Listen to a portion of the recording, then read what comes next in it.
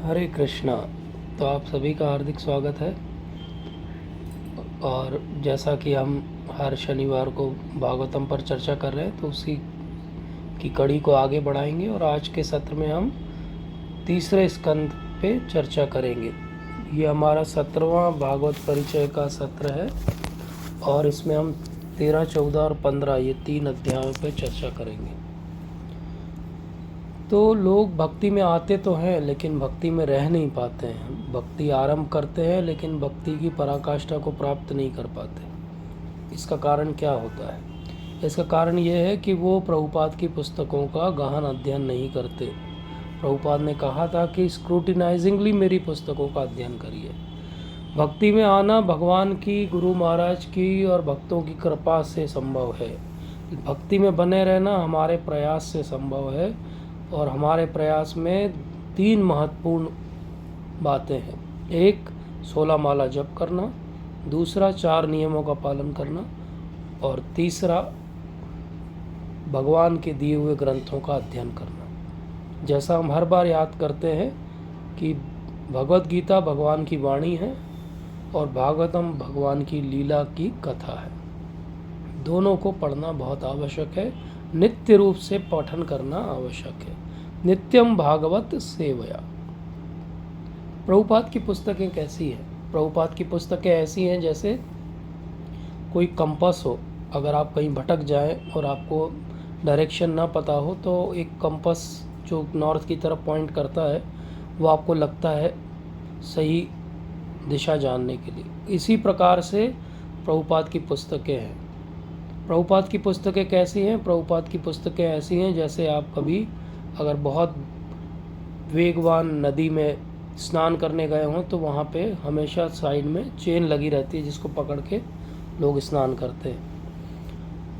तो इस प्रकार से कि वो बह ना जाएं लेकिन वो स्नान भी कर लें। ऐसे ही ये संसार में पूरे समय सब कुछ बदल रहा है।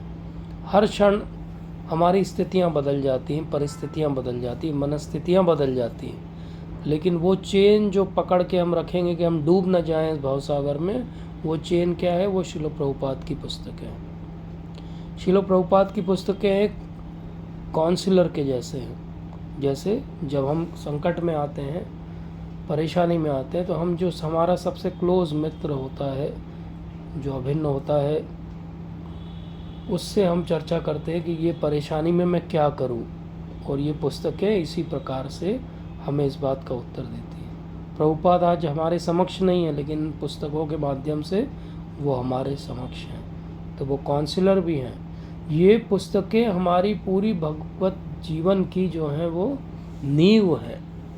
तो इस तरीके से ये कंपास भी हैं, ये वो चेन भी है जो हमें बहने से रोकेंगी, ये वो फाउंडेशन भी हैं जिस पे हमारी भक्ति स्थिर रहेगी और ये हमारी भक्ति में आने वाली कठिनाइयों में रास्ता भी दिखाएंगी। तो हम सबको बहुत सारी परेशानियां हैं जीवन में, इसमें कोई शक नहीं है। और बहुत सारी ऐसी भी हमारी आदतें जिसके कारण हम भक्ति में आगे नहीं बढ़ पाते। जिसमें से हम सबको याद है कि हमारा क्रोध, हमारा लोभ, मोह, मद, मात्सर्य, ये सबसे बड़ी बाधाएं हैं कि हम भगवान के धाम में प्रवेश क्यों नहीं कर पाते। आज हम यही चर्चा करेंगे, इन 3 अध्यायों के माध्यम से समझेंगे कि वो क्या विशेष गुण हैं जिनको हम अगर अपने जीवन में अपनाएं तो हम भी भगवान के धाम में प्रवेश पा सकते हैं। तो हम सबकी इच्छाएं रहती हैं कि अच्छी अच्छी बातें हमारे कर्णों के इस छिद्र से अंदर जाएं। इसीलिए लोग हर समय कोई नया म्यूज़िक ढूंढते रहते हैं, कोई नई वार्ता की, कोई रसदार, कोई किसी की चुगली, किसी का जो है मीन में एक निकालने वाली बातें, ये ढूंढते रहते हैं क्योंकि ये हमें बड़ी संतुष्टि देती है। तो सुनने की जो टेंडेंसी है वो तो हम सब के अंदर है, इसमें कोई शक नहीं है, लेकिन क्या सुनना है ये अभी हमें स्पष्ट नहीं। और क्योंकि ये स्पष्ट नहीं है इसलिए हम कुछ भी सुनते रहते हैं, कहीं भी सुनते रहते हैं, किसी से भी सुनते रहते हैं और फिर हम सोचते हैं कि अच्छा इतना सुन लिया हमने तो इससे हमारे जीवन में कुछ तो लाभ आएगा। लेकिन हम ये भूल जाते हैं कि सच में हमें अचीव क्या करना है। तो आज हम बहुत सुंदर लीला की चर्चा करेंगे। भगवान की हर लीला और भक्तों की हर लीला बहुत सुंदर है, और उसमें एक बहुत सुंदर लीला है भगवान की वराह देव के रूप में उन्होंने जो अवतार लिया था उसकी। तो कहा जाता है कि वसति दशन शिखरे धरणी तव लगना, शशनि कलंक कलेव निमग्ना, केशव धृता शूकर रूपा, जय जगदीश हरे। तो केशव भगवान ने एक शूकर का रूप लिया, जय जगदीश हरे। ये जयदेव गोस्वामी जी ने बहुत सुंदर दशावतार जो श्लोक लिखे हैं उसमें से ये वर्णन है वराहदेव का। तो वराहदेव का जो शरीर है वो एक बोर की तरह है, या एक जंगली जो सुअर होता है उसके जैसे है वो। लेकिन प्रभुपाद हमें समझाते हैं कि इसमें हम एंथ्रोपोमॉर्फिज्म न लाएं, इसमें हम ये ना सोचें कि वो क्योंकि शूकर जैसे हैं तो वो त्याज्य हैं। क्यों? क्योंकि भगवान कोई भी रूप धर ले, भगवान भगवान ही रहेंगे, और वो उतने ही सुंदर है, उतने ही अट्रैक्टिव है। तो आज इनके विशेष रूप, गुण और लीला की हम चर्चा करेंगे भगवान की, कैसे उन्होंने वराहदेव का अवतार लिया। और इसीलिए एक श्लोक इन सारे जो 3 अध्याय हैं इन्हीं में आता है कि को नाम लोके पुरुषार्थ सारवित, पुरा कथानाम भगवत कथा सुधाम, अन्य दृष्टा भजताम ग्रहाशय, महो विरज्येत बिना नरेतरम। इसी प्रकार का, इसी थीम के श्लोक भागवतम में बार बार आते हैं। तो वो क्या कह रहे हैं? अहो विरज्येत बिना नरेत नाम। कोई ह्यूमन बीइंग अगर होगा, मनुष्य होगा, नर होगा, तो कोई भी ऐसा व्यक्ति जो अपने आप को मनुष्य कहता होगा या मनुष्य जाति का हिस्सा मानता होगा, अगर वो ये कहे कि मुझे ये भगवान के सुंदर लीला को सुनने में रुचि नहीं है, तो भागवतम के आधार पे जो क्लासिफिकेशन उन्होंने किया नर का, बोले नर हम उन्हीं को मानेंगे जिनमें भगवान की इन लीलाओं को सुनने की इच्छा जागृत होती है। जिनमें भी भगवान की लीला सुनने की इच्छा जागृत नहीं होती, वो भागवतम की टेक्निकल डेफिनेशन के आधार पे मनुष्य भी नहीं। तो हमें अपने आप को चेक करना चाहिए, क्या हमारे अंदर ये इच्छा जागृत होती है कि हमें लगता है कि वराहदेव की कथा तो हमने कई बार सुनी पढ़ी है, हमको सब आता है। क्या हमारा भाव ये रहता है कि थोड़ा मैं सो लूँ, अब लेक्चर चालू हो गया है तो सैटरडे को अच्छी नींद आती है क्योंकि बढ़िया स्लीपिंग पिल है जो मिल जाएगी अभी हमें। या हमें सच में उत्कंठा होती, हाँ बताइए बताइए वराहदेव ने क्या किया, क्या हुआ वराहदेव के साथ, और कैसे हिरण्याक्ष का वध हो गया। चाहे हमने 1000 बार सुना है, लेकिन क्या फिर से सुनने की इच्छा है? अगर हाँ, तो हम मनुष्य हैं। भागवतम की डेफिनेशन तो यही है। तो भागवतम क्या कहती है? भागवतम कहती है कि भगवान के बारे में सुनिए, उनके जो शुद्ध भक्त हैं उनके बारे में सुनिए। अगर इन 2 के बारे में आप सुनते रहेंगे, जीवन भर सुनते रहिए। जैसे पिछली बार प्रभु जी कह रहे थे कि जिस स्पीड से हम चल रहे हैं हो सकता है हमें 2 साल लगे, तो मैंने कहा हो सकता है 3 साल भी लगे। लेकिन हमें करना क्या है? अगर हम भगवान की कृपा से, गुरु महाराज की कृपा से भागवतम को समाप्त भी कर पाए, तो हम फिर चैतन्य चरितामृत पढ़ेंगे और उसके बाद हम फिर से भागवत या भगवद गीता पढ़ेंगे। तो हमें तो कुछ ना कुछ पढ़ना ही है, हमें अपने माइंड को एंगेज रखना है। तो इसलिए हम स्पीड पे फोकस ना करके ये फोकस करें कि हम क्या यहाँ से ग्रहण कर सकते हैं। तो विदुर जी और मैत्रेय का संवाद चल रहा है, बहुत सुंदर संवाद है। पूरा ये कैंटो और अगला पूरा कैंटो इसी बात पे रहेगा कि कैसे इन दोनों की बातचीत चल रही है। तो ये डायलॉग के अंदर डायलॉग है और उसके अंदर डायलॉग है। तो बात ऐसी चल रही है कि वो पूछते हैं कि भगवान के इतने सारे अलग अलग जो हैं अवतार हुए हैं, और अभी आपने बताया कि ब्रह्मा जी ने इतने सुंदर तरीके से सृष्टि की रचना कर दी है। तो बोले अब मुझे और सुनाइए और बताइए, क्योंकि मेरा मन भरता नहीं है भगवान के बारे में सुनने से। पर सुनना किससे है? तो वो ये भी समझाते हैं कि सुनना किससे। बोले एक शुद्ध भक्त से सुनना है। बोले शुद्ध भक्त कौन है? तो वो डेफिनेशन भी देते। शुद्ध भक्त वो है जो भगवान के चरणों को अपने हृदय में रखता है, वो शुद्ध भक्त है। तो प्रश्न ये उठता है कि भगवान तो सबके हृदय में है, तो क्या हर कोई शुद्ध भक्त हो गया? बोले इसमें अंतर क्या है? भगवान सबके हृदय में है, लेकिन कितने जीवों को ये समझ है, ये भान है कि भगवान मेरे हृदय में है। जिन जिन को ये समझ विकसित हो गई है कि भगवान मेरे हृदय में है, उनके चरण कमल मेरे हृदय में है, वो सब शुद्ध भक्त हैं। और जिनको ये रियलाइजेशन के स्तर पे नहीं है, वो अभी शुद्ध भक्त नहीं। तो मैत्रेय मुनि जब सुनते हैं विदुर जी से कि और सुनाइए, तो बड़े इंस्पायर हो जाते हैं। बोले कि आपके जैसा श्रोता अगर मिल जाए तो मैं तो पूरे समय यही सुनाता रहूँ। तो बोले अब हम चालू करते हैं। ब्रह्मा जी जो है उन्होंने मनु और शतरूपा की सृष्टि कर दी, और अब वो मनु को इंस्ट्रक्शन देते हैं कि मुझे भगवान ने आज्ञा दी थी कि मैं प्रजापति हूँ और मुझे ये प्रजा को बढ़ाना है, और उसमें मुझे आपकी सहायता चाहिए। तो इस प्रकार से क्या होता है, मनु और शतरूपा जो भगवान ब्रह्मा जी की काया से ही उत्पन्न हुए हैं, वो कहते हैं कि हाँ, अगर आपकी ऐसी आज्ञा है तो हम आपकी इस आज्ञा में सहायता करेंगे। अब हमको अभी याद होगा, पिछले सत्र में हमने देखा था कि कैसे 4 कुमार जो थे उन्होंने ब्रह्मा जी की आज्ञा का उल्लंघन किया था, और उसके कारण ब्रह्मा जी को थोड़ा क्रोध भी आ गया था। तो ब्रह्मा जी की आज्ञा का मनु शतरूपा पालन कर रहे हैं, और वहाँ पे ब्रह्मा जी की आज्ञा का 4 कुमारों ने जो है उल्लंघन कर दिया। तो कौन ज़्यादा अच्छा है? तो इस पे विवेचना की जाए तो ये समझ में आता है कि 4 कुमारों ने जब मना किया तो उन्होंने कहा कि हम भगवान की भक्ति में निमग्न रहना चाहते हैं, हम ये इस प्रपंच में नहीं पढ़ना चाहते। और ब्रह्मा जी भी समझ जाते हैं कि ये अलग ही स्तर पे इनकी चेतना है, तो वो उन्हें कहते हैं ठीक है आप जाइए।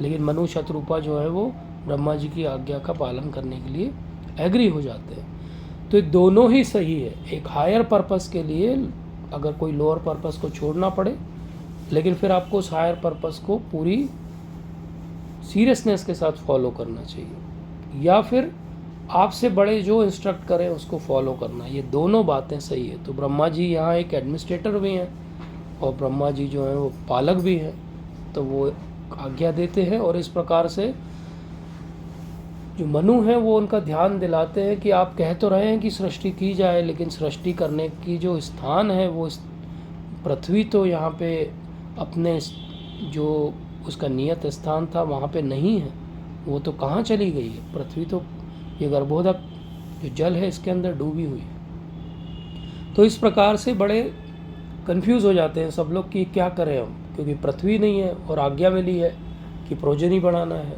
तो वो जो पृथ्वी है वो रहेगी तभी तो आगे प्रजा का विस्तार होगा। तो उनके मन में आता है कि क्या किया जाए। जब वो ऐसा सोच रहे होते हैं उसी समय अब यहाँ पे जो डिस्क्रिप्शन है वो 2 वराह देव के अवतार हुए। एक श्वेत वराह देव का अवतार हुआ जो कि ब्रह्मा जी के नथुने से आए, और वो स्वयंभू जो मनवंतर रहता है उसमें आए, और उन्होंने गर्भोदक से धरती को उठा के ऊपर रखा। और एक है रक्त वराह जो बाद में आए। जीव गोस्वामी हमें समझाते हैं कि ये जो डिस्क्रिप्शन भागवतम के अंदर है, इसमें मैत्रेय मुनि ने दोनों अवतारों को थोड़ा सा एक साथ समझा दिया, इसलिए कन्फ्यूजन होता है। बोले लेकिन भगवान 2 बार आए, एक बार श्वेत रूप में आए और एक बार रक्त वराह के रूप में आए। जब श्वेत रूप में आए तो वो गए, केवल पृथ्वी को उठाया और उन्होंने स्थान पर रख दिया। उस समय उनका युद्ध हिरण्याक्ष के साथ नहीं हुआ, क्योंकि बहुत सिंपल सी बात है कि ये तो सृष्टि का आरंभ हो रहा है, तो यहाँ हिरण्याक्ष कहाँ से आ जाएगा? अभी हिरण्याक्ष तो बाद में आएगा, 6ठे मनवंतर में आएगा। तो इसलिए अभी जो डिस्क्रिप्शन है वो किसका है? वो केवल पृथ्वी को स्थान पे रखने का है।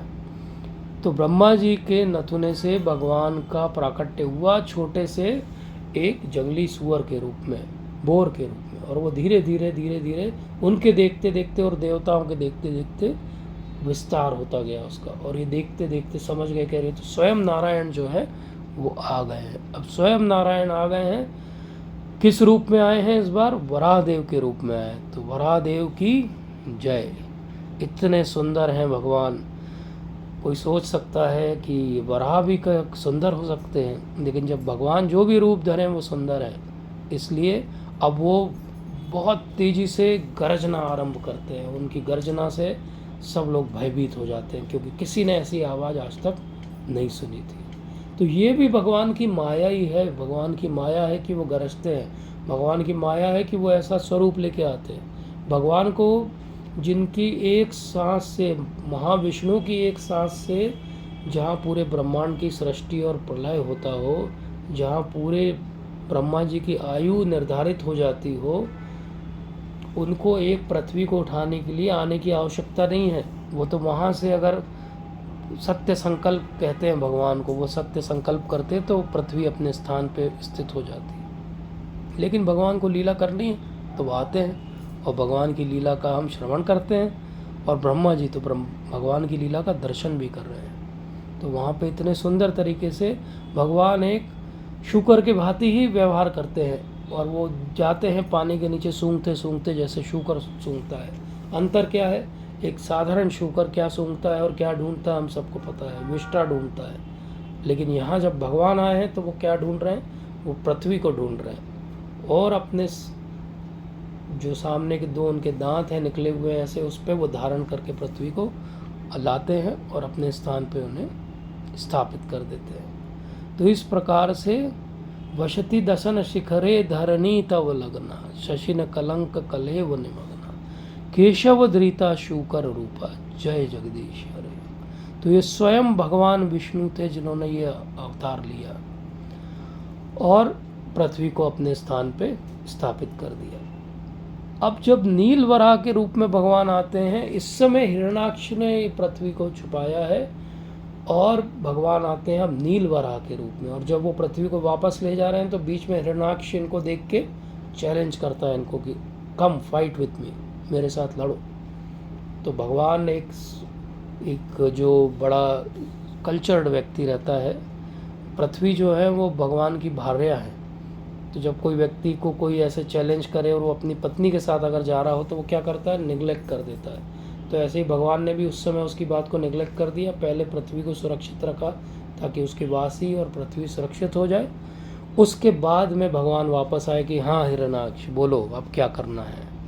और उसके बाद हम आगे अगले सत्र में बहुत विस्तार से समझेंगे कि कितनी अच्छी इनके बीच लड़ाई होती है। कोई आपको WWE और बॉक्सिंग मैचेस, कोई आपको टीवी का कोई मैचेस कुछ देखने की आवश्यकता नहीं है, क्योंकि इतनी अच्छी लड़ाई कभी डिस्क्राइब नहीं हुई आज तक जैसी भगवान की लड़ाई होती है हिरण्याक्ष के साथ में।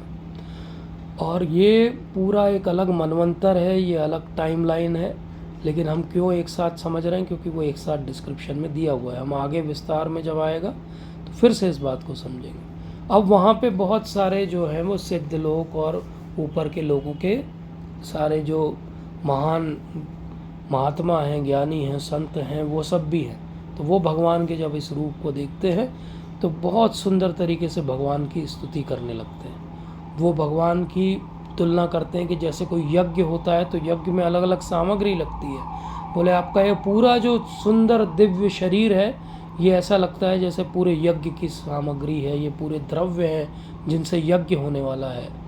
आपके ये जो बालों, क्योंकि भगवान नीचे गए थे और वो गर्भोदक का जल लेकर आए थे, तो और जब वो एक शूकर के भांति झटकते हैं उसको तो वो पानी उड़ता है, और वो पानी उड़ता है तो ये सारे जो ऊपर के लोग के निवासी उनके ऊपर गिरता है।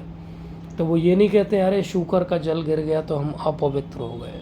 वो क्या कहते हैं कि अरे वाह क्या सुंदर दर्शन हो रहे हैं भगवान के, क्या सुंदर जो है शुद्ध जल आ रहा है, क्योंकि भगवान के चरणों से जो जल निकलता है उसको हम गंगा कहते हैं, और भगवान के शरीर से बालों से जो जल निकलेगा वो क्या होगा। तो वो दिव्य दर्शन उनको हो रहे हैं इतने सुंदर, सब लोग बिल्कुल मग्न हैं भगवान का इतना सुंदर दर्शन करने में। और उसके बाद भगवान ये सारी स्तुति सुनने के बाद बड़े प्रसन्न हो जाते हैं, बोलते हैं मेरा ये अवतार जो है वो इसीलिए था कि मैं सबकी मुख से अपनी स्तुति सुनूं। और उसके बाद भगवान वहाँ से चले जाते हैं। तो कई बार हमको लगता है ये बढ़िया कहानी सुनाई आपने Prabhu ji, interesting story, it is a mythology, it has nothing to do with anything, और आप ऐसे ही कुछ सुनाते रहते हैं मन से। तो क्या कहते हैं वो कहते हैं कि आपको पता है क्या कि ये अगर आप सुनेंगे तो इससे क्या होगा, क्या आपकी फलश्रुति होगी, आपके जीवन में भक्ति की वृद्धि होगी केवल इसको सुनने से। क्या आपको पता है कि ये जो स्तुतियाँ हैं भागवतम की वो कोई साधारण स्तुतियाँ नहीं हैं।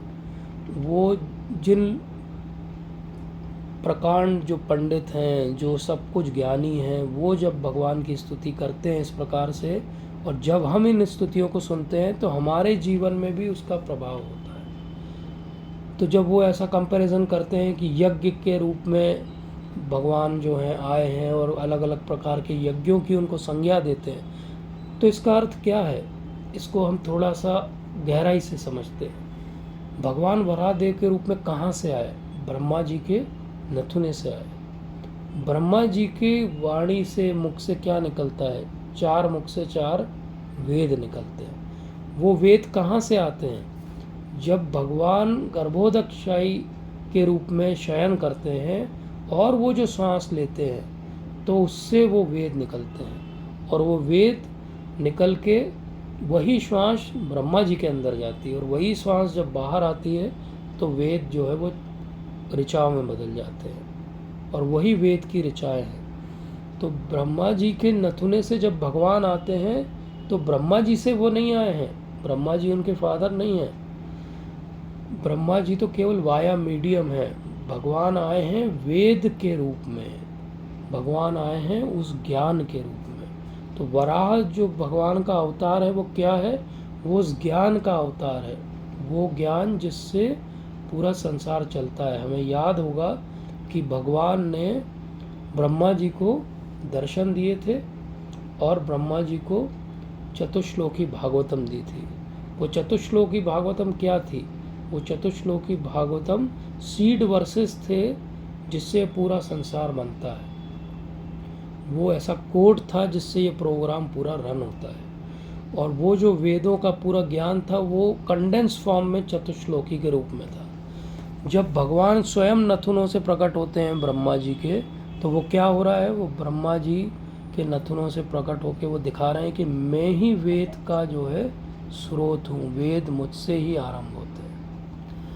तो अब ये बात उठती है कि ये तो हो गया, अगले आपने मनवंतर की भी कथा बता दी, छठे मनवंतर में क्या हुआ, कैसे हिरण्याक्ष का वध हुआ, ये भी आपने संक्षिप्त में बता दिया। लेकिन ऐसा क्यों हुआ और ऐसा क्या हुआ था, इसका बैकग्राउंड क्या है? तो अगले चैप्टर में वो इस बैकग्राउंड को समझाते हैं कि दिति और कश्यप है, और दिति और कश्यप जो है दक्ष की पुत्री है दिति, और उनका विवाह हो गया कश्यप मुनि के साथ में। अब दिति की जो बाकी और भी सपत्नियां हैं उन सबके जो हैं वो पुत्र हो चुके हैं, और दिति का कोई भी पुत्र नहीं है। तो नॉर्मली एक मैटरनल फीलिंग रहती है, इस कारण से वो चाहती हैं कि उनके भी पुत्र हों। तो वो कश्यप जी से आग्रह करती है। कश्यप जी कहते हैं कि अभी समय सही नहीं है, आपको वेट करना चाहिए। लेकिन भगवान की ऐसी लीला होती है कि वो गर्भ धारण होता है, और वो जो गर्भ धारण होता है वो क्या हो रहा है?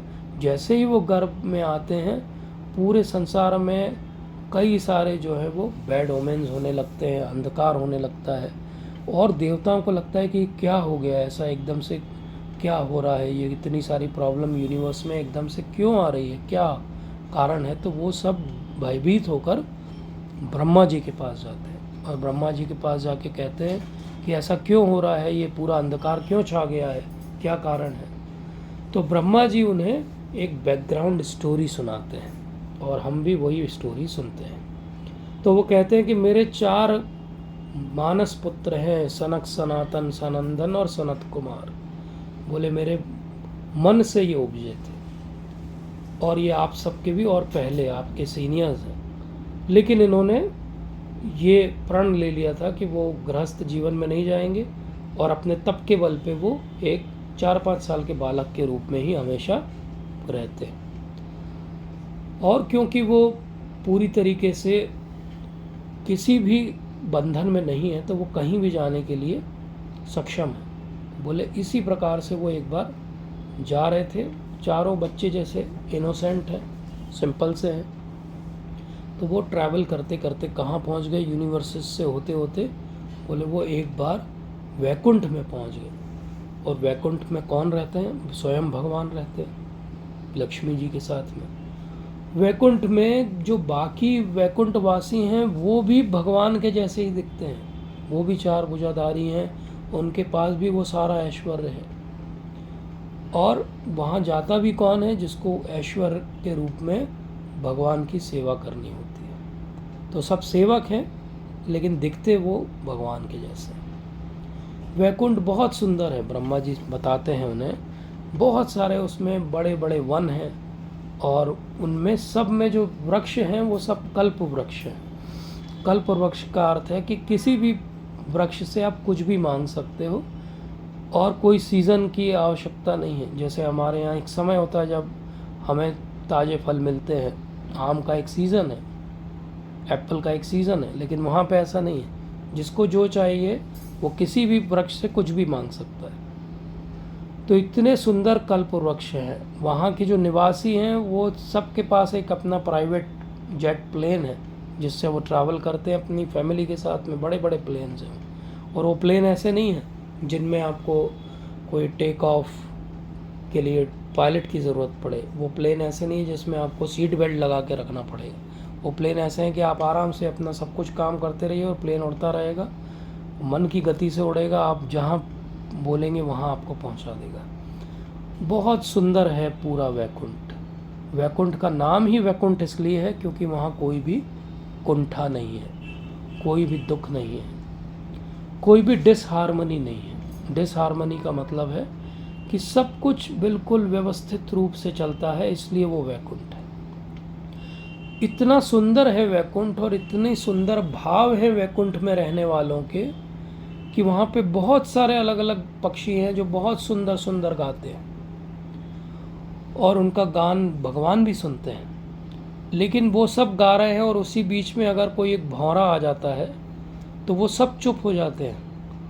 हर किसी को वहाँ पे अवसर है भगवान की सेवा करने का। हर किसी को वहाँ पे अवसर है कि वो अपने टैलेंट, स्किल सेट के हिसाब से, अपनी एबिलिटी के हिसाब से भगवान की सेवा करे। वहाँ पे इतने सुंदर सुंदर फूल वाले पौधे हैं, वो जहाँ होते भी नहीं हैं ऐसे फूल हैं। और इतने सुंदर फूलों के बीच में एक तुलसी जी है। अब तुलसी जी, हम अगर ऐसा बोलें कंपैरिजन में कि कोई ऐसे सुंदर फूल भी नहीं है, कोई ऐसा सुंदर दर्शन भी नहीं है, लेकिन वो सारे फूल जो हैं वो एक साइड में हो जाते हैं जब तुलसी महारानी आती है। तो ये तुलसी महारानी की विशेषता है। क्या विशेषता है? कि वो भगवान को बहुत प्रिय है। तो इस स्थिति में जब तुलसी महारानी को इतने अच्छे से हर कोई रिस्पेक्ट कर रहा है, जब वो एक छोटे छोटे व्यक्ति को रिस्पेक्ट कर रहा है, मतलब वहाँ पे कोई भी किसी के प्रति ईर्ष्या नहीं करता है। इस माहौल में जहाँ कोई ईर्ष्या नहीं है, जहाँ संपूर्ण ऐश्वर्य अपनी पराकाष्ठा में है, जहाँ पे लक्ष्मी जी हजारों की संख्या में भगवान की सेवा में निमग्न है और प्रसन्न है। वो लक्ष्मी जी झाड़ू भी लगाती है वहाँ पे। अब कहा जाता है कि वैकुंठ में कोई धूल नहीं है, लेकिन फिर भी वो सेवा करना चाहती, तो क्या सेवा करें वहाँ? तो वो झाड़ू लगाती है भगवान के लिए। वहाँ झाड़ू में भी शायद डायमंड की डस्ट निकलती होगी। तो इस बीच में हम सब कितने अनफॉर्चुनेट हैं। हमने जब सुना ये तो हमें लगा कि हम कहाँ पे यहाँ कुंठा में रखे हुए पड़े हुए हैं हमारी गलतियों के कारण, और कहाँ वो वैकुंठ है जहाँ पे इतना सुंदर है सब कुछ। जो अनफॉर्चुनेट लोग हैं वो यहाँ हैं, जो फॉर्चुनेट लोग हैं वो वैकुंठ में हैं, गोलोक में हैं, भगवान की सेवा में हैं। वहाँ के जो निवासी हैं वो इतने सुंदर हैं, और जो स्त्रियां हैं वो भी बहुत सुंदर हैं, लक्ष्मी के समान हैं। लेकिन वो एक दूसरे की वासना में नहीं है। वो क्या करते हैं? वो दोनों मिलके भगवान की सेवा करते हैं। और जहाँ भगवान की कोई कथा सुनने को मिल जाती है तो उनके सारे रोए खड़े हो जाते हैं, उनको अश्रु आने लगते हैं। इतने प्रेम में हैं वो भगवान के। तो ऐसे अश्रु को कहा जाता है पुलक अश्रु। पुलकित हो जाते हैं वो भगवान का सुन के। तो वहाँ कोई भी अपने बारे में चर्चा नहीं कर रहा है, अपनी इच्छा जाहिर नहीं कर रहा है। वहाँ केवल भगवान को कैसे प्रसन्न किया जाए सेवा के द्वारा, सबका भाव एक ही है। अब ऐसे स्थान पे जहाँ कोई कुंठा नहीं है, जहाँ कोई ईर्ष्या नहीं है, ये 4 कुमार साधारण बालक के रूप में, लेकिन वो बहुत प्रकांड हैं, पंडित हैं, सारे सोचिए, ब्रह्मा जी के मानस पुत्र हैं, उनको क्या ज्ञान नहीं होगा। और स्वयं ब्रह्मा जी ने उनको ज्ञान दिया है। और जब ये आ रहे हैं वैकुंठ में, तो एक डोर, एक दरवाज़ा, दूसरा दरवाज़ा, दरवाजे भी वहाँ बहुत बड़े बड़े हैं, बहुत सुंदर हैं, डायमंड, रूबी और बड़े बड़े पर्ल्स सब लगे हुए हैं उन दरवाज़ों में, सोने के बने हुए दरवाजे हैं। एक एक दरवाज़ा क्रॉस करते हुए 1 2 3 4 और पहुंच जाते हैं 7वें दरवाजे में। तो ये जो सनक मुनि हैं उन चारों में, उनका काम रहता है दरवाज़ा खोलना। तो वो 7वें दरवाजे में पहुंचते हैं तो वहाँ पे 2 द्वारपाल उन्हें दिखाई देते हैं, जिनकी थोड़ी बड़ी बड़ी मूछें हैं, और वो ऐसे देख रहे हैं और थोड़े से क्रोधित लग रहे हैं कि ये चारों बालक, जिन्होंने कोई वस्त्र भी धारण नहीं किया हुआ है, कहाँ से आ गए हैं, ये खेलते हुए यहाँ आ गए गलती से। तो वो अपनी गदा जो उनके हाथ में है वो अड़ा देते हैं सामने कि नहीं, आपकी एंट्री नहीं है यहाँ पे। तो ये जो चतुष्कुमार हैं, ये हैं 4-5 वर्ष के बालक के रूप में, लेकिन एक्चुअली ये सबसे ओल्डेस्ट क्रिएटेड बीइंग्स हैं इस पूरे संसार के। तो उन्हें थोड़ा सा क्रोध आ जाता है। तो बात ये उठती है कि देखो, वैकुंठ में क्रोध कैसे आ गया, वैकुंठ में ईर्ष्या कैसे आ गई। तो ये बात हमको समझनी पड़ेगी कि क्रोध कैसे आया। भगवान अभी आएंगे और समझाएंगे हमें कि क्यों हुआ ऐसा। तो क्रोध को कहा जाता है, साधारण धरती पे जब क्रोध कोई करता है तो क्रोध का एक नाम है कामानुज, काम का अनुज। जब हमारी इच्छा की पूर्ति नहीं होती है तो क्रोध आता है। तो इच्छा की पूर्ति क्यों नहीं होती है, कामना की जब पूर्ति क्यों नहीं होती है, क्योंकि ये भौतिक जगत है। अब आध्यात्मिक जगत में तो सारी इच्छाओं की पूर्ति होती, तो वहाँ तो क्रोध नहीं होना चाहिए। लेकिन चतुष्कुमार को क्रोध आया। ये क्रोध क्यों आया, क्योंकि जो महान ज्ञानी और भक्त होते हैं वो जब क्रोध करते हैं तो क्रोध का भी कोई हेतु होता है। वो क्रोध इसलिए नहीं होता है कि हमारे अपमान हो गया, वो क्रोध इसलिए नहीं होता है कि हमारी इच्छा की पूर्ति नहीं हुई, वो क्रोध इसलिए नहीं होता है कि हमारी ईगो पे किसी ने प्रहार कर दिया। वो क्रोध क्यों होता है, वो क्रोध इसलिए होता है कि हम अंदर जाके भगवान के दर्शन और सेवा करना चाहते हैं और कोई हमारे उस सेवा में बाधा डाल रहा है। तो भक्ति में क्रोध एक ही कारण से आना चाहिए, जब हमारी भक्ति में कोई बाधा डाले तो आप क्रोध कर सकते हैं। जैसे हनुमान जी ने भी क्रोध किया था, अर्जुन ने भी क्रोध किया था, ऐसे ही चतुष्कुमार ने भी क्रोध किया। और क्रोध किया तो क्या हुआ, उन्होंने श्राप दे दिया कि ये आप यहाँ वैकुंठ में खड़े होके, जहाँ पे सबको समान दृष्टि से देखना चाहिए, और आप जो हैं भेद दृष्टि रख रहे हो, आप दोनों के बीच में भेद कर रहे हो कि हम अंदर जा सकते हैं कि नहीं जा सकते। हम जब 6 डोर्स पार करके आए हैं तो हम अधिकारी होंगे, बिना अधिकारी कोई व्यक्ति वैकुंठ में प्रवेश ही नहीं कर सकता। और दूसरी बात कि कोई शत्रु तो कभी वैकुंठ में आ ही नहीं सकता। तो आप क्यों यहाँ पे खड़े होकर रोक रहे हो हमें, और आपका ये जो व्यवहार है ये यहाँ रहने लायक नहीं है, इसलिए हम आपको श्राप दे देते हैं कि अब आप कहाँ चले जाओ। आप ये भेद दृष्टि रखते हो इसलिए धरती पे जाओ, और क्योंकि आपका व्यवहार अच्छा नहीं है तो आप असुर कुल में जन्म लो।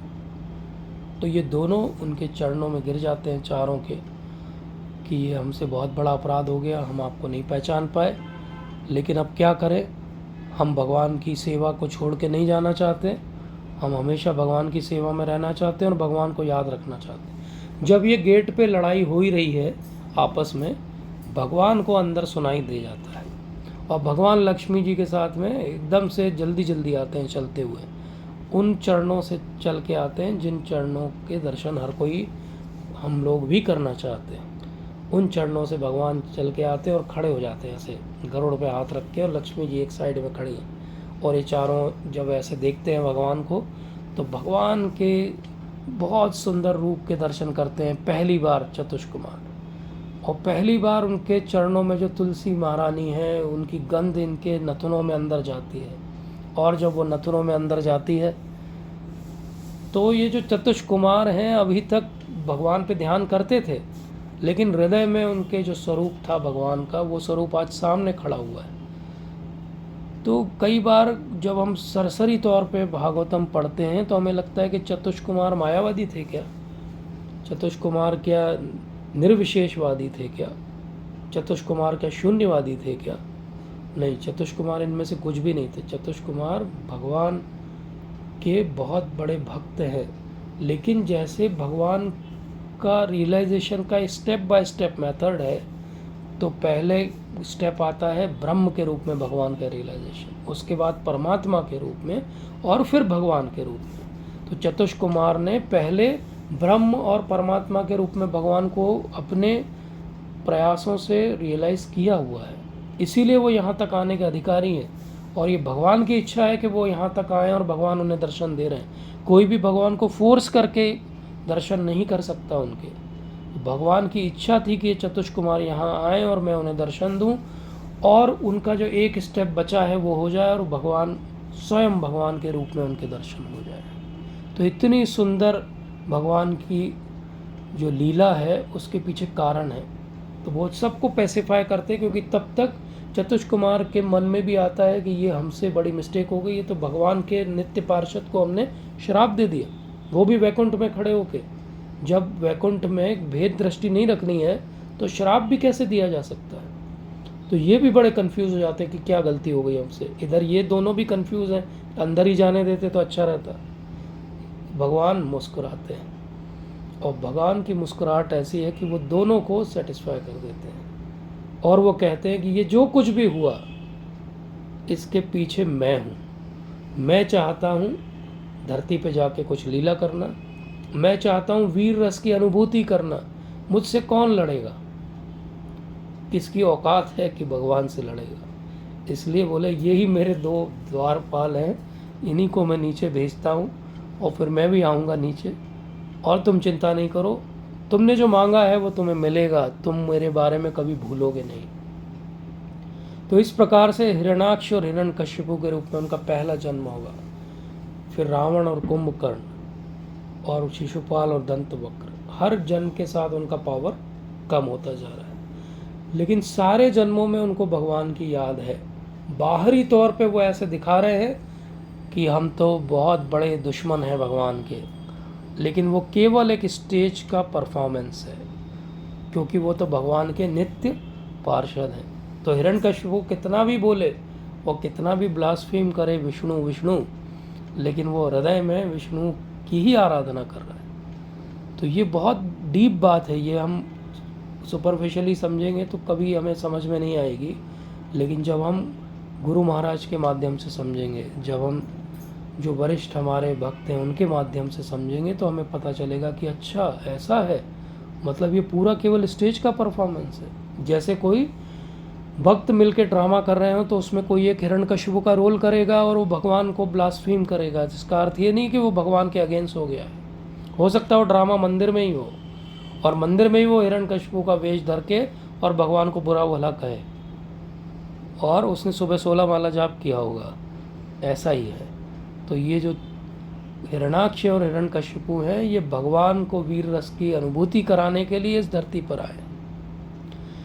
इसलिए कहते हैं कि विश्वम समस्तम, बोले ये पूरा मटेरियल वर्ल्ड और स्पिरिचुअल वर्ल्ड पूरा तो मेरा ही है, इसलिए कोई बात नहीं, अब मैं चाहता हूँ कि तुम थोड़ा सा नीचे जाओ दोनों। और मेरा एक और हेतु था कि ये चतुष कुमार जो है मेरे दर्शन करें। तो बोले इस प्रकार से मैंने दोनों बातें पूरी कर दी हैं।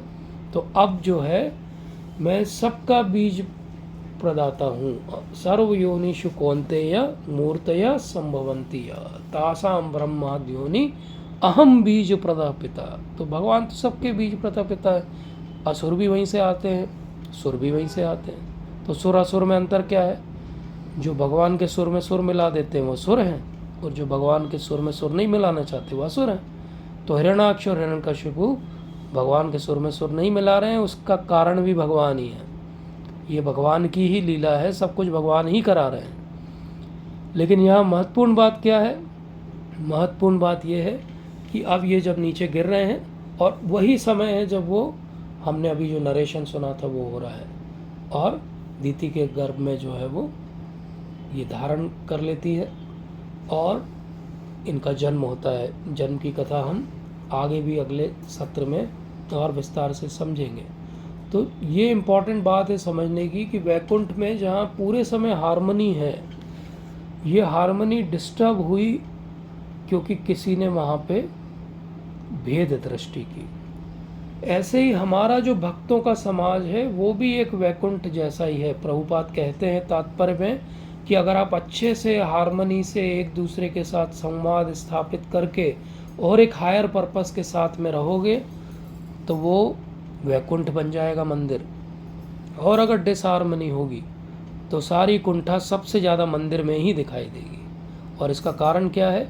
जब हम नियमों का पालन नहीं करते हैं तो हम दूसरों में गलतियां निकालते हैं। जब हम स्वयं नियमों का पालन करते हैं तो हम दूसरों की सहायता करते हैं कि किस प्रकार से उसकी भक्ति में प्रगति हो सकती है। तो ये बहुत महत्वपूर्ण बात है कि जब भी हमारी इच्छा हो हार्मनी को डिस्टर्ब करने की तो याद करें कि प्रभुपाद ने बोला ऐसा नहीं करना है। जब भी हमारी इच्छा हो इसकी चुगली उससे करें तो याद करें कि ये हार्मनी डिस्टर्ब करेगा, ऐसा ना करें। जब भी हम किसी को जज करें तो याद करें प्रभुपाद ने इसको मना किया है।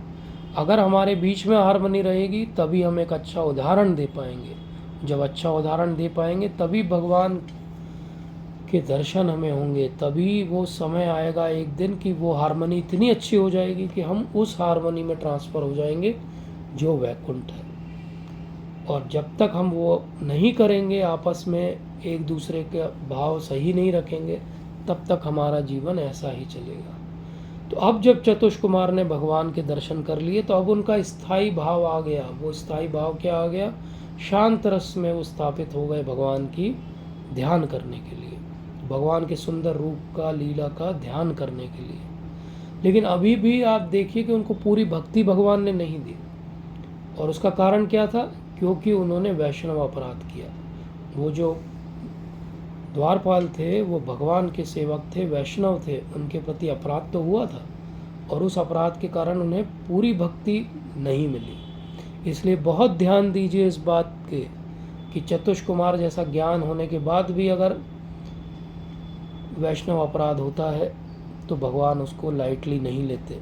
इसलिए ये सीखना समझना बहुत आवश्यक है कि हमसे वैष्णव अपराध ना हो, नहीं तो भगवान हमें सीधे सीधे आउटराइटली रिजेक्ट कर देते हैं। तो इसलिए सब लोग ध्यान दीजिए, अभी तक जिसने नहीं भी ध्यान दिया हो वो भी ध्यान दीजिए कि भगवान जब वराहदेव के रूप में आए तो ब्रह्मा जी ने भी उनके दर्शन किए, सारे देवी देवताओं ने और जो महान ऋषिगण थे उन्होंने भी दर्शन किए, हिरण्याक्ष ने भी भगवान के दर्शन किए।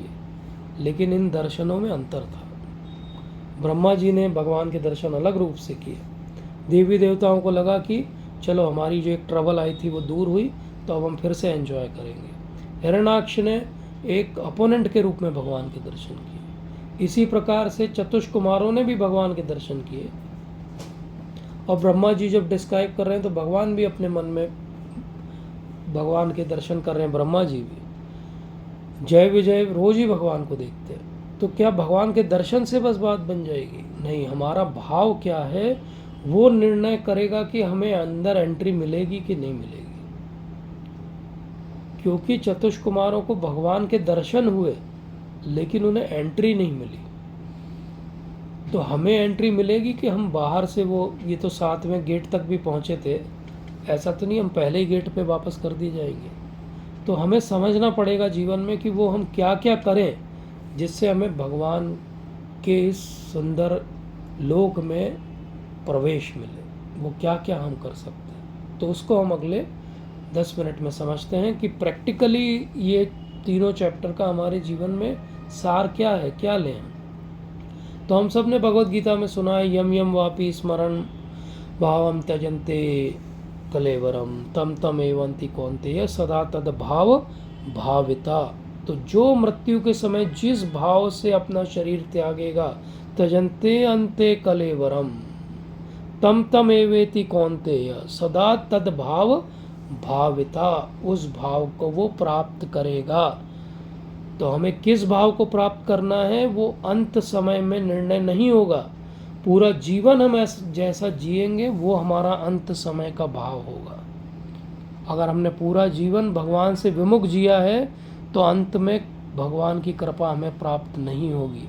इसलिए बहुत आवश्यक है कि भगवान का सही भाव से चिंतन किया जाए। गलत भाव से किया हुआ चिंतन, जैसे हिरण्याक्ष ने किया, वो आपको जहाँ आप जा सकते वहाँ तक नहीं पहुँचाएगा, उससे बहुत नीचे रखेगा। इसीलिए भगवान कहते हैं कि भक्त्या माम अभिजानाति यावन यश्चास्मि तत्वतः जो मुझे जानता है भक्ति के द्वारा और जो केवल मेरे बारे में विचार करता है वो अंत में मेरे पास आता है। इसलिए बहुत आवश्यक है कि भक्ति के द्वारा भगवान को जाना जाए, क्योंकि तत्वतः रूप से भगवान को भक्ति के द्वारा ही जाना जा सकता है। अगर किसी और रूप से जाना जा सकता होता तो चतुष कुमार पहले ही भगवान को जान चुके होते, लेकिन नहीं जान पाए, क्योंकि केवल ज्ञान मार्ग से, केवल ध्यान से आप एक स्तर तक भगवान को समझ सकते हो, उसके ऊपर का स्तर नहीं समझ सकते। इसीलिए कहा गया कि हम सब लोग क्या करें फिर, हम तो चतुष कुमार जैसे शुद्ध भी नहीं हैं, हम तो उतने ज्ञानी भी नहीं हैं, हमसे तो ध्यान भी नहीं लगता, तो हम क्या करें। इसीलिए कहा गया कि अतः पुंजी विद्विज श्रेष्ठा वर्णाश्रम विभागश स्वानिष्ठस्य धर्मस्य समसिद्धि हरितोषणम। तो आप कुछ भी करो, आप किसी भी वर्ण में रहो, किसी भी आश्रम में रहो, आप मनुष्य हो अगर, तो आप एक काम करो कि अपना जो स्वधर्म है उसको भगवान की भक्ति के साथ जोड़ो। अगर आपके कार्यों से भगवान को संतुष्टि नहीं मिलती है तो वो भक्ति नहीं है। समसिद्धि हरितोषणम, सारी सिद्धियाँ किस बात में है कि भगवान प्रसन्न हुए कि नहीं हुए। तो हिरण्याक्ष और हिरण्यकशिपु से लड़के भगवान प्रसन्न हुए, इसलिए उनकी सिद्धि हो गई। चतुष कुमार के दर्शन करके भगवान उतने प्रसन्न नहीं हुए, इसलिए उनकी सिद्धि नहीं हुई। भगवान के दर्शन वराह के रूप में देवी देवताओं ने भी किए, लेकिन उनको कोई सिद्धि नहीं मिली, केवल उन्होंने प्रार्थनाएं ज्ञापित की। सब कुछ तत्व समझते हुए भी उनको सिद्धि क्यों नहीं मिली?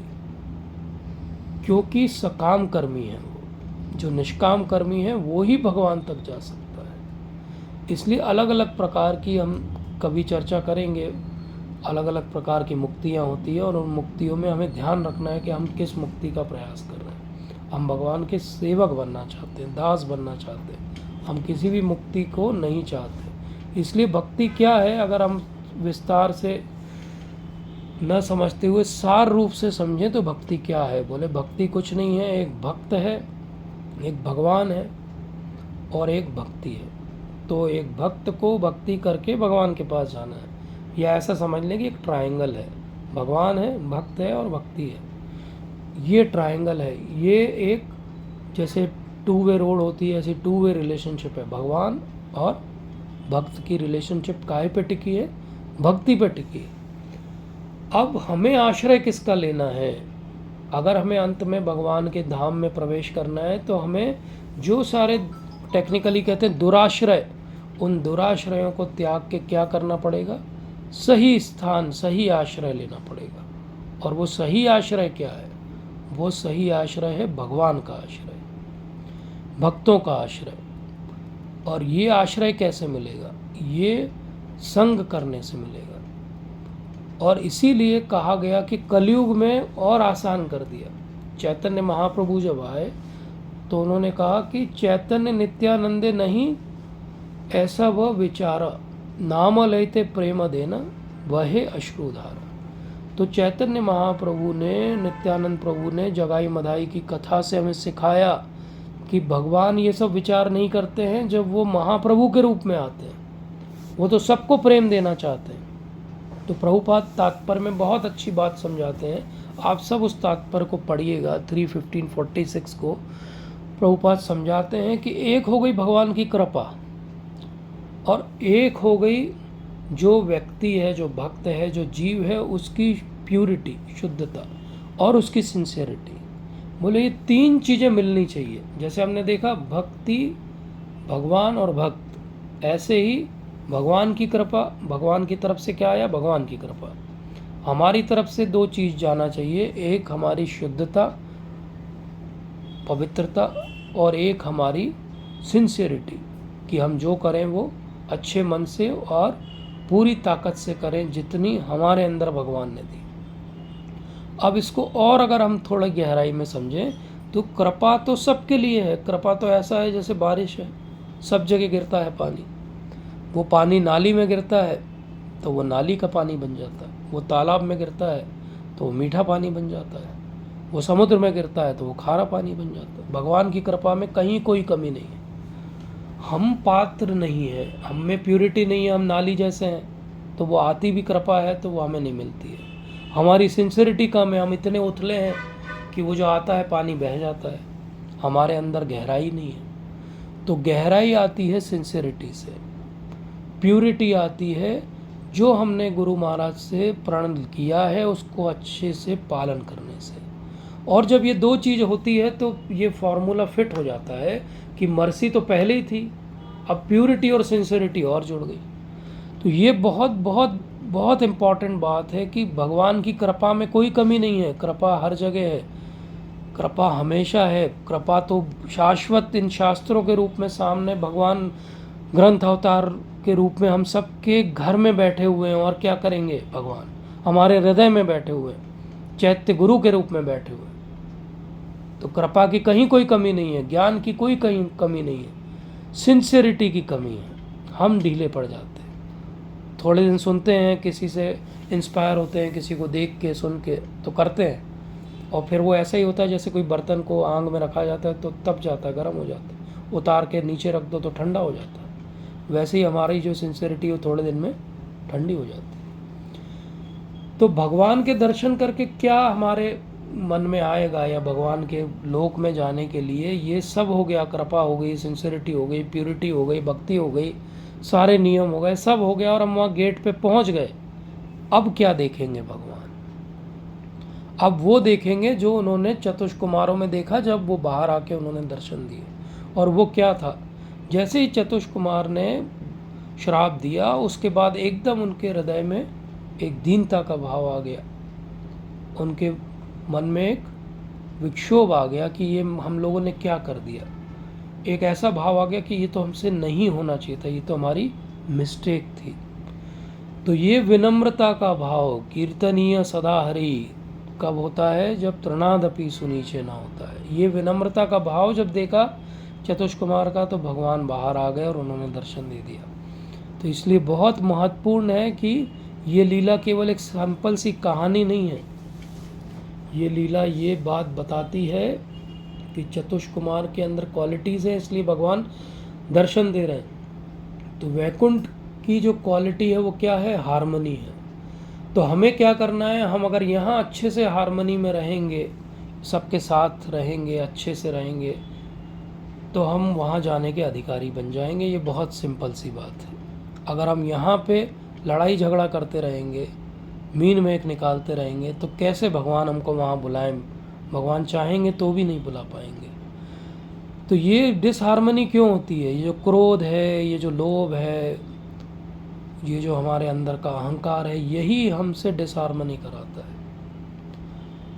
तो हमने जैसे देखा भी सत्र में भी कि क्रोध करने में हानि नहीं है, लेकिन क्रोध केवल एक कारण से होना चाहिए कि मैं जो है भगवान की भक्ति नहीं कर पा रहा हूँ तो मैं क्रोध कर सकता हूँ, मेरी सेवा में कोई अड़चन आ रही तो मैं क्रोध कर सकता हूँ। इसीलिए श्री नरोत्तम दास ठाकुर महाराज प्रेम भक्ति चंद्रिका में क्या कहते हैं, वो बहुत महत्वपूर्ण बात कहते हैं कि ये सारे जो हमारे अंदर विकार है ये तो निकलने वाले नहीं हैं इतनी आसानी से, लेकिन हम अपनी प्रोपेंसिटीज़ को डोवटेल कर सकते हैं। हमारी जो इच्छा शक्ति है उसको यूज़ करके हम इन सारे विकारों को में परिवर्तन कर सकते हैं। और वो क्या कर सकते हैं, वो कहते हैं कि कृष्ण सेवा काम अर्पणे क्रोधस भक्त द्वेषी जन। बोले कृष्ण की सेवा में मैं अपनी पूरी कामना लगा दूंगा, क्रोध में करूंगा जो भक्तों से द्वेष करेगा उससे। लोभ साधु संगे हरि कथा, लोभ में दो ही बातों का करूंगा, साधुओं का संग मिल जाए और हरि कथा सुनने को मिल जाए। मोह इष्ट लाभ बिन, मोह में एक ही बात का करूंगा कि मेरे जो इष्ट हैं उनका जो है वो अच्छा हो, हित हो, मेरा लाभ भी वही हो। और मद कृष्ण गुणगान। मद जो है वो पागलों की तरह मैं क्या करूँगा, बस एक काम करूँगा, भगवान कृष्ण के गुण गाऊंगा। और इस तरीके से नियुक्त करे यथा तथा, इस तरह मैं सब अपने जो विकार हैं उनको भगवान की सेवा में ही नियुक्त कर दूंगा, वहीं पे लगा दूंगा। जब मैं ऐसा करूंगा तो कितना आसान हो गया। लोभ की इच्छा हो तो इधर उधर लोभ मत करिए, साधुओं के संग का लोभ करिए, हरि कथा का लोभ करिए। लोभ करिए कि सेशन 1 की बजाय 2 घंटे चले, ऐसा चलेगा नहीं, चिंता मत करिए। तो इस प्रकार से हमें ये सारी, हम सब के अंदर ये भावनाएं हैं, कुछ ज़्यादा मात्रा में है, कुछ कम मात्रा में है। नरोत्तम दास ठाकुर महाराज क्या कहते हैं, इन्हीं भावनाओं को हम भगवान की सेवा में नियुक्त कर सकते हैं। तो हमें तब तक वेट नहीं करना पड़ेगा कि ये सब जब क्लीन हो जाएगा तब मैं एक दिन भगवान के दर्शन का या एंट्री का अधिकारी बनूंगा भगवान के लोक में। ऐसा नहीं है। अगर मैं ये सब भगवान की सेवा में लगा दूंगा, जैसे अभी वीर रस में जब हम देखेंगे तो हिरण्याक्ष और हिरण्यकशिपु क्या करेंगे, वही जो उनको क्रोध है, द्वेष है, वो भगवान की सेवा में लगा देंगे, भगवान से लड़ाई करेंगे, भगवान की प्रसन्नता के लिए करेंगे। तो इस प्रकार से ये जो वैकुंठ का धाम है, ये सदैव जो है वो आनंद का धाम है। इस आनंद के धाम में अगर प्रवेश करना है तो सबसे सरल तरीका है भक्ति का। और भक्ति के मार्ग में जो सबसे महत्वपूर्ण बात है विनम्रता और शरणागति, और ये दोनों आते हैं जब हम भक्तों का संग करते हैं, गुरु महाराज के अनुगत्य रहते हैं, 4 नियमों का पालन करते हैं और 16 माला का जप करते हैं। जब इस प्रकार से हम करते हैं तो भगवान की कृपा हमारे ऊपर आ जाती है। और जब भगवान की कृपा इस प्रकार से हमारे ऊपर आती तो क्या होता है, कृष्ण भक्ति रस भावित मति क्रियतम यदि कुतोपि लभ्यते तत्र लौल्यमपि मूल्यम एकलम जन्म कोटि सुकृते न लभ्यते। तो लौल्यम अपि मूल्यम, एक मूल्य बस आपको देना पड़ेगा, और वो मूल्य क्या है, वो लौल्यम है। लौल्यम का अर्थ होता है कि बहुत ज़्यादा लोभ, बहुत ज़्यादा हमारा जो है वो ऐसा अंडरस्टैंडिंग कि किसी प्रकार से हम भगवान की भक्ति में अपने आप को लगा सकें। जब हम ऐसा कर पाएंगे तो हमारा भी जीवन आगे बढ़ेगा भक्ति का, और बाकी सब जो हमसे जुड़े हैं वो भी हमें देख के इंस्पायर होंगे। तो आप सबका बहुत बहुत धन्यवाद।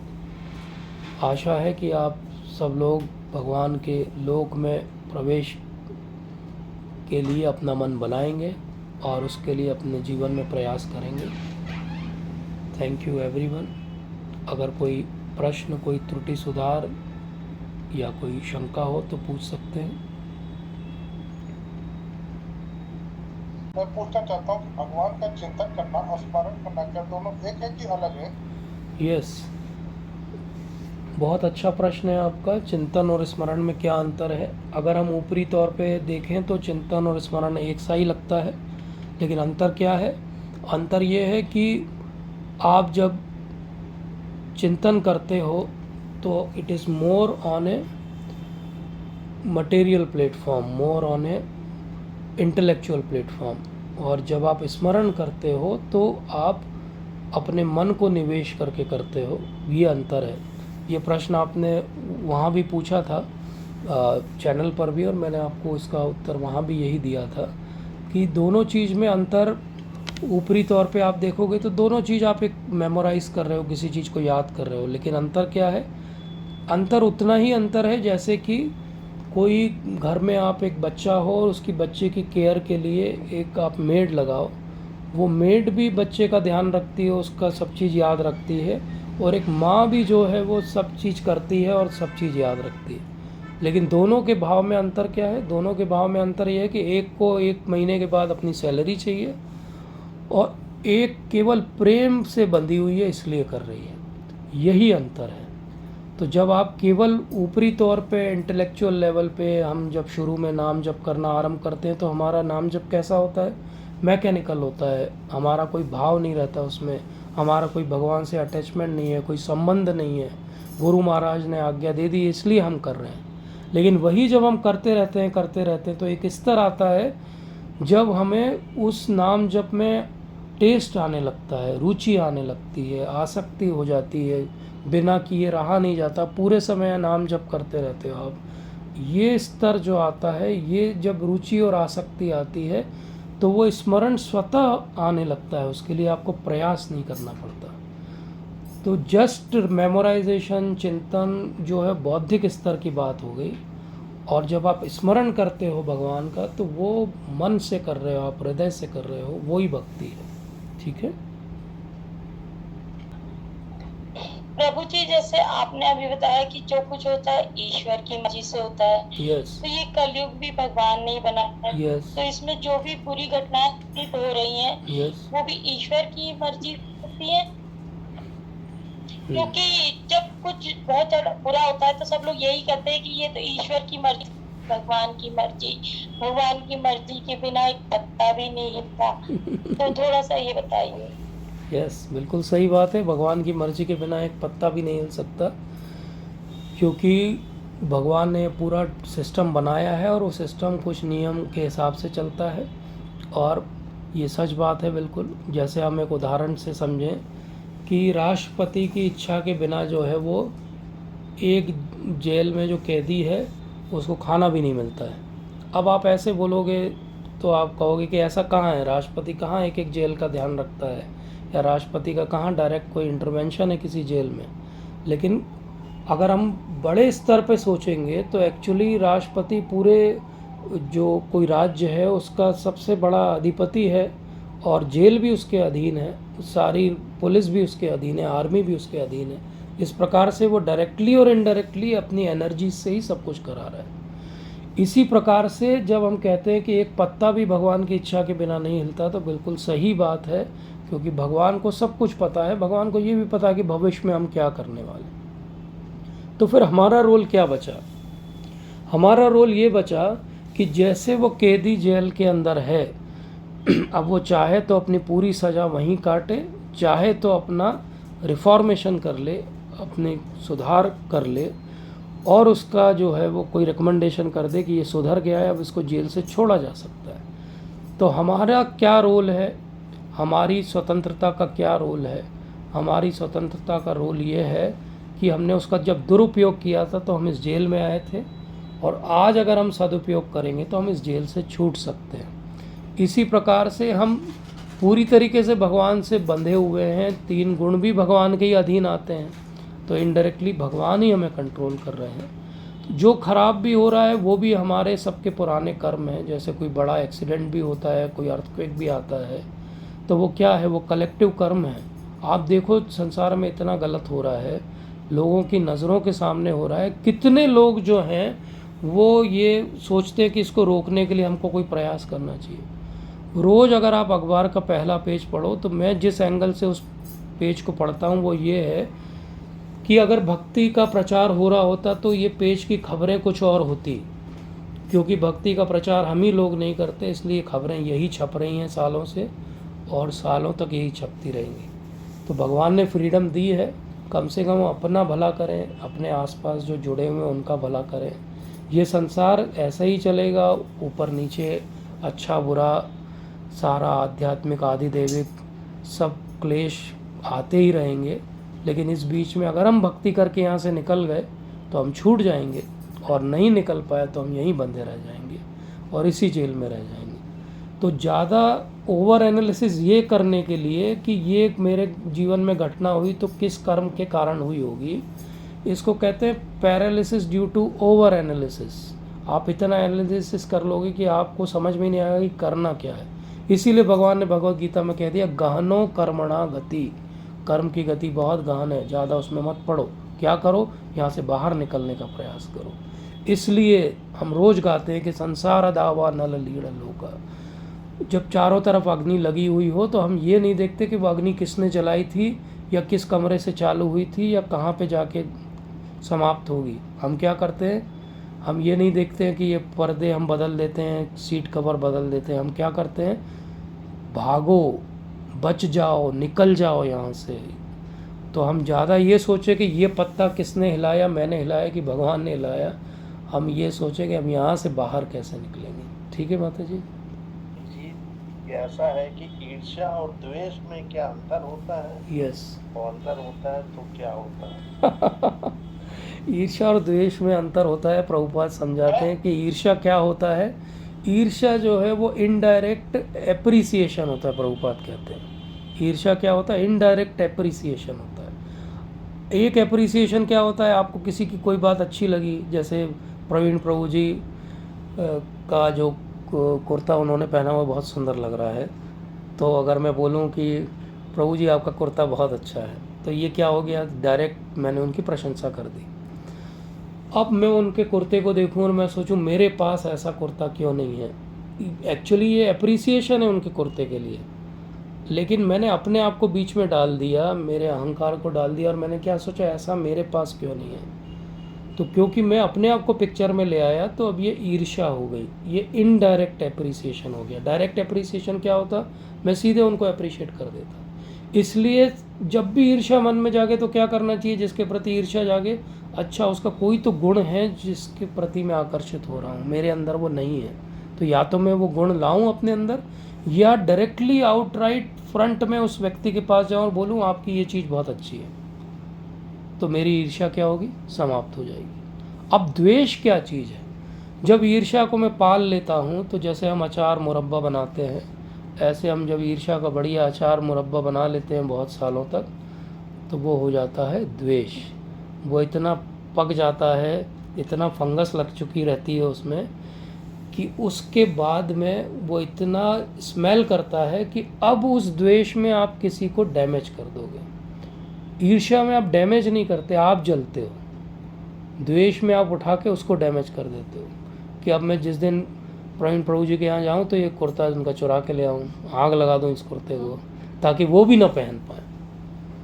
या मैं दुकानों पे जाऊँ और जितनी कुर्ते की दुकानें सब जला दूँ कि ये कुर्ता मैं क्यों नहीं खरीद पा रहा हूँ। जैसा लोग करते हैं, जिनको कोई चीज़ नहीं मिलती है वो क्या करते हैं, आग लगाते हैं, चोरी करते हैं। क्यों करते हैं, वो द्वेष है उनके अंदर। तो ये बात समझना है, डायरेक्टली अप्रिशिएट करिए, ये भक्ति का लक्षण है। इनडायरेक्टली अप्रिशिएट करना ईर्ष्या है। उस इनडायरेक्ट अप्रिसिएशन को अंदर भर के और जलते रहना अंदर ही अंदर, इतना ज़्यादा कि सामने वाले की हानि कर देना, द्वेष। ठीक है प्रभु जी। ये प्रभु जी शिशुपाल जो थे ये थे ना भगवान।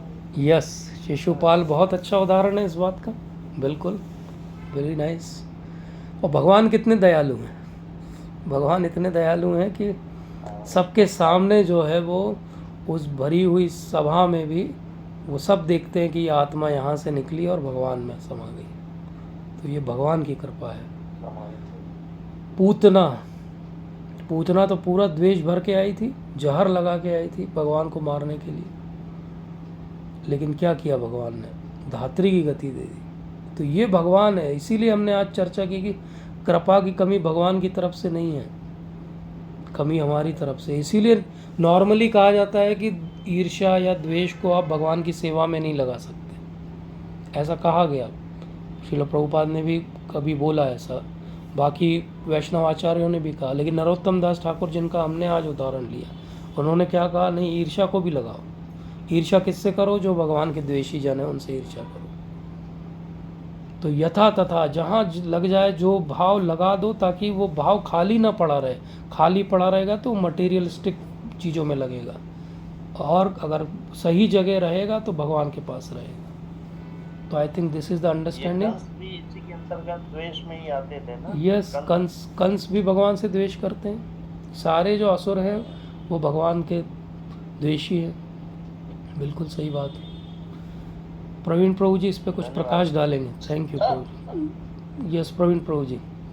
Yes ma'am. जो आपने श्वेत वाराह कल्प बोला, हाँ जी, यस यस माता जी। हाँ आ रही है आवाज। जी जी जी। ये आपने स्टोरी, मतलब नॉट स्टोरी, पर जो भागवतम में लिखा कि पहले श्वेत वाराह के रूप में हाँ, भगवान आए यस हैं। Yes yes. उसके बाद उन्होंने युद्ध करने के बाद में जो उनकी बॉडी का चेंज हुआ कलर, वो रेड कलर हुआ, इसलिए वो रक्त वाराह कल्प है ना। हाँ, अब रक्त एक्चुअली वाराह उसमें मतलब सेम ही समय में उसमें अलग अलग जगह अलग अलग अंडरस्टैंडिंग है माता जी। जो मैं आपको कोट कर रहा था वो श्रील जीव गोस्वामी ने दिया है हमें अंडरस्टैंडिंग, और वो ये कहते हैं कि ये दो अलग अलग कल्पों की बात है। और अगर आपको और विस्तार से इसका रेफरेंस चाहिए तो बृहद भागवतामृत के अंदर है। मैं आपको वो स्नैपशॉट्स भेज दूंगा उन श्लोक के जिसमें श्रील जीव गोस्वामी। नहीं, क्योंकि ये क्या होता है, जब भी पूजा कराते हैं ना हाँ पंडित हाँ जी, हाँ हाँ तो वो करवाते हैं उसमें विष्णु पदेव श्री श्वेत श्वेत वाराह वराह कल्प कल्प ये है। बोलते हाँ हैं। हाँ अब तो वाराह कल्प ऐसा बहुत पढ़ने में नहीं आया कहीं ना यस स्पेशली, यस। या जो भी एक्चुअली में वो और श्वेत अगर आप वाराह कल्प। बाकी पढ़ेंगे, बाकी पुराणों में अगर पढ़ेंगे तो एक नील वराह का भी वर्णन है। तो भगवान के जो अवतार हैं, ये भगवान की जो लीलाएं हैं, ये अलग अलग कल्पों में थोड़ी थोड़ी चीज़ें चेंज हो जाती हैं, और ये जो चेंज होती है इसको टेक्निकली कहते हैं कल्प भेद। तो जो अलग अलग पुराण हैं वो अलग अलग कल्पों की बात करती है। जैसे आप अगर शिव पुराण पढ़ेंगे तो शिव पुराण के अंदर अग्नि लिंग का एक जिक्र आएगा शिव पुराण के अंदर, और उसके अंदर ऐसा आता है, आपने भी स्टोरी पढ़ी होगी वो वाली, जिसमें कि एक अग्नि का बहुत बड़ा जो है वो पिलर है जिसका ओर छोर नहीं पता है, और ब्रह्मा जी बड़े हैं कि विष्णु जी बड़े हैं, वो उसका ओर छोर देखने के लिए जाते हैं। यस, उसके बाद में कंक्लूजन ये निकलता है शिव पुराण में कि अग्नि में कहीं से तो हाँ जी, हाँ ज्योति का है कहीं, हाँ ज्योति है और अग्नि, जी जी एंड यस। तो इस तरीके से अब ये वाली जो कथा है ये बाकी पुराण में कहीं इस तरह से नहीं दी गई है। तो फिर प्रश्न उठता है कि ये कब हुआ होगा, ये कैसे हुआ होगा। तो उसको वो समझाते हैं कि कल्प भेद है, अलग अलग कल्पों के समय अलग अलग लीला भगवान की होती है, थोड़ा सा बदलाव हो जाता है, क्योंकि भगवान तो आत्मा राम है, उनकी इच्छा है उनको कैसे करना है। तो वो कई बार अपना कलर चेंज कर लेते हैं, कई बार वो थोड़े बहुत अपने एसोसिएट्स चेंज कर लेते हैं, कई बार वो किसी और को भेज देते हैं, शक्तावेश अवतार को भेज देते हैं, स्वयं नहीं आते हैं उस लीला के लिए। तो इस प्रकार से वो दिया हुआ है। बृहद भागवतामृत में बहुत सारे ऐसे भागवतम के प्रश्नों के बहुत अच्छे उत्तर दिए। इस सेक्शन का मैं आपको भेज दूंगा डिटेल, आप उसमें से पढ़िएगा माता जी। यस हाँ, मैं ये कह रही थी, मैं अभी थर्ड कैंटो ही पढ़ रही हूँ। थर्ड कैंटो का 10th चैप्टर है, जी, इसमें 9वां श्लोक है। एक 10th चैप्टर का 9th श्लोक। ओके। परिपक्व दिव्य ज्ञान में भगवान की अहेतु की भक्ति के कारण ब्रह्मा जी ब्रह्मांड में सर्वोच्च पुरुष है, ये वाला माता जी।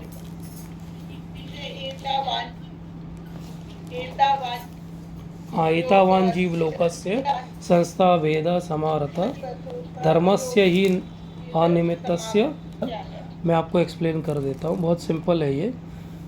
एक्चुअली जो ब्रह्मा जी का जो लोक है और उसके नीचे के जो दो लोक हैं, जो नॉर्मल ब्रह्मा जी का जब डे एंड होता है और वो सोने जाते हैं, तो जो आंशिक प्रलय होती है उस समय ये तीनों लोग बने रहते हैं, केवल नीचे के लोग जो है वो समाप्त होते हैं। जब ब्रह्मा जी का पूरा काल समाप्त हो जाता है 100 ईयर्स का, तो ये तीनों लोग भी जब शंकरशन के मुख से अग्नि निकलती है तो उससे झुलसने लगते हैं। ऐसा हो गया ये जैसे कि मान लीजिए एक बिल्डिंग में आग लग जाए तो बाजू की बिल्डिंग भी खाली करनी पड़ती है, क्योंकि ये अग्नि वहाँ भी पहुँच सकती है। तो ये जब झुलसते हैं इस गर्मी के कारण, तो ये तीनों लोक के निवासी पहले सबसे नीचे लोक वाले ऊपर वाले लोक में जाते हैं, फिर ये दोनों के दोनों सबसे ऊपर वाले लोक में जाते हैं। और इनमें से जो अधिकारी होते हैं और जो भगवान के भक्त होते हैं, जैसे ब्रह्मा जी ज़्यादातर भगवान के भक्त होते हैं, वो बनते हैं। बहुत सारे जो देवता हैं वो पद भी भगवान के भक्त को मिलता है। तो वो सारे लोग जब ये प्रलय का समय आता है और ब्रह्मा जी का समय समाप्त हो रहा है, तो वो कहाँ चले जाएंगे? वैकुंठ में चले जाएंगे। उनको एंट्री है, वहाँ से एक पोर्टल है, वहाँ से एक रास्ता है जिससे वो जा सकते हैं। लेकिन जो भक्त नहीं होंगे वो यहीं रह जाएंगे। ये बहुत क्लियर प्रभुपाद ने बताया है, और वो मैं रेफरेंस भी आपको दे दूंगा। मुझे अभी 2 दिन पहले ही किसी ने पूछा था, तो मैंने वो रेफरेंस निकाल के रखा है, तो मैं आपको शेयर कर दूंगा ग्रुप पे, टेलीग्राम पे। तो वहाँ पे मैं आपको वो प्रभुपाद का एग्जैक्ट लाइन भी बता दूंगा।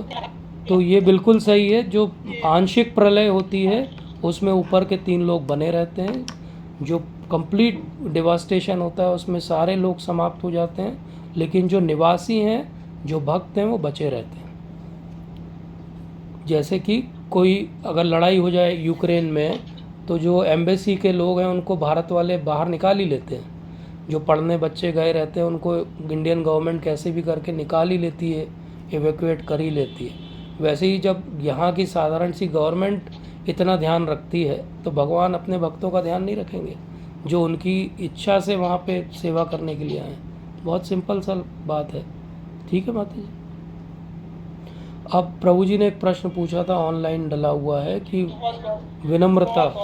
धन्यवाद माता जी। विनम्रता क्या है, दीनता क्या है? दीनता सिंपल सी बात है। दीनता ये समझना है कि एक्चुअली हमारे हाथ में कुछ भी नहीं है। भगवान की कृपा, गुरु महाराज की कृपा से ही सब कुछ संभव है। अगर ये हम समझ लें तो यही दीनता है। इसके अलावा जब भी हमको ये लगता है कि ये तो मैंने किया, ये मैंने अकम्प्लिश किया, वो सब अहंकार है। भगवान के लोक में अहंकार का कोई स्थान नहीं है, दीनता का स्थान है। इसलिए यही समय है जब हम दीनता का अपने अंदर एक्चुअली प्रैक्टिस करें। अपने अंदर एक ऐसी सच में जेन्युइनली हमारे अंदर से भाव आना चाहिए कि अगर हम कुछ अकम्प्लिश करें जीवन में, कि ये तो भगवान और भक्तों की कृपा से हुआ है। और अगर कभी कुछ ना कर पाएँ अच्छे से, तो भी ये भाव आना चाहिए कि मेरे प्रयास में कमी थी। यही दीनता है आज के परिप्रेक्ष्य में। बाकी हम दीनता पे तो पूरा एक सेशन भी एक बार ले चुके हैं विस्तार से। यस नीलेश प्रभु जी, आप कुछ कह रहे हैं? पूछा रहे थे, अभी कलयुग है, उसके बाद फिर सतयुग आएगा, तो ये प्रोसेस क्या सिर्फ भगवान आप सही समझ होगी या किसी और लोग में भी ये सब चीजें सिर्फ वहाँ चल रही हैं क्या अलग अलग लोगों में? यस, हमारा जो वैदिक कॉस्मोलॉजी का कॉन्सेप्ट है वो प्रभु जी ये है कि एक मल्टीवर्स है, बहुत सारे ब्रह्मांड है, और बहुत सारे ब्रह्मांड में अनगिनत भगवान की ये सब लीलाएं साइमल्टेनियसली चल रही हैं। इसलिए ये केवल एक साइक्लिक टाइम का फिनोमेना है कि कभी हमारे यहाँ कलयुग है, फिर हमारे यहाँ सतयुग आ जाएगा, फिर आगे बढ़ेगा जीवन। तो इस प्रकार से ये साइकिल चलती रहेगी, और हर साइकिल में कोई ब्रह्मा बनेगा, कोई इंद्र बनेगा, कोई मनु बनेगा। इस प्रकार से ये सिस्टम चलता रहेगा। और जीव आत्मा इतनी सारी हैं कि इतनी रिबेलियस सोल्स हैं, उन सब के लिए कोई ना कोई स्थान भगवान को बनाना ही पड़ेगा। तो इस तरह ये साइक्लिक फिनोमेना है, चलता रहेगा। ये अनलाइक जो बाकी अब्राहमिक रिलीजन है, वो ये मानती है कि ये टाइम एक लीनियर फिनोमेना है। और वो लीनियर फिनोमेना का अर्थ ये है कि एक समय आएगा जब एक बार प्रलय होगी और उसके बाद सब कुछ समाप्त हो जाएगा। जिन्होंने अच्छे से भगवान के अनुगत रहे होंगे वो सब हमेशा के लिए जो है वो स्वर्ग चले जाएंगे, और जो नहीं होंगे वो हमेशा के लिए नर्क चले जाएंगे। इस तरह की थॉट में क्या मॉडिफिकेशन की ज़रूरत है? उसमें भगवान की जो कृपा की शक्ति है उसका अनुभव नहीं होता, क्योंकि जो एक बार नर्क चला गया, क्या वो बेचारा हमेशा नर्क में रहेगा? ऐसा तो कोई भी नहीं करता, कोई गवर्नमेंट नहीं करती। अगर किसी को जेल भेजा जाता है तो सुधार का पूरा उसे मौका दिया जाता है। इसी प्रकार से कोई माँ नहीं करती कि एक गलती पे उसको ऐसी पनिशमेंट दे कि जीवन भर के लिए। कोई टीचर नहीं करता कि हमेशा बेंच पे हाथ ऊपर करके खड़े रहो। तो भगवान कैसे कर सकते हैं? तो बहुत कॉमन सेंस से हम समझ सकते हैं कि ये टाइम एक साइक्लिकल फिनोमेना है, न कि लीनियर। तो जी कृष्ण भगवान या राम भगवान फिर से आएंगे? यस, आएंगे। लेकिन ज़्यादा अच्छा है कि हम भक्ति करके वहाँ उनसे मिल लें। उनका यहाँ वेट करना थोड़ा खतरनाक काम है। हरे कृष्ण माता जी।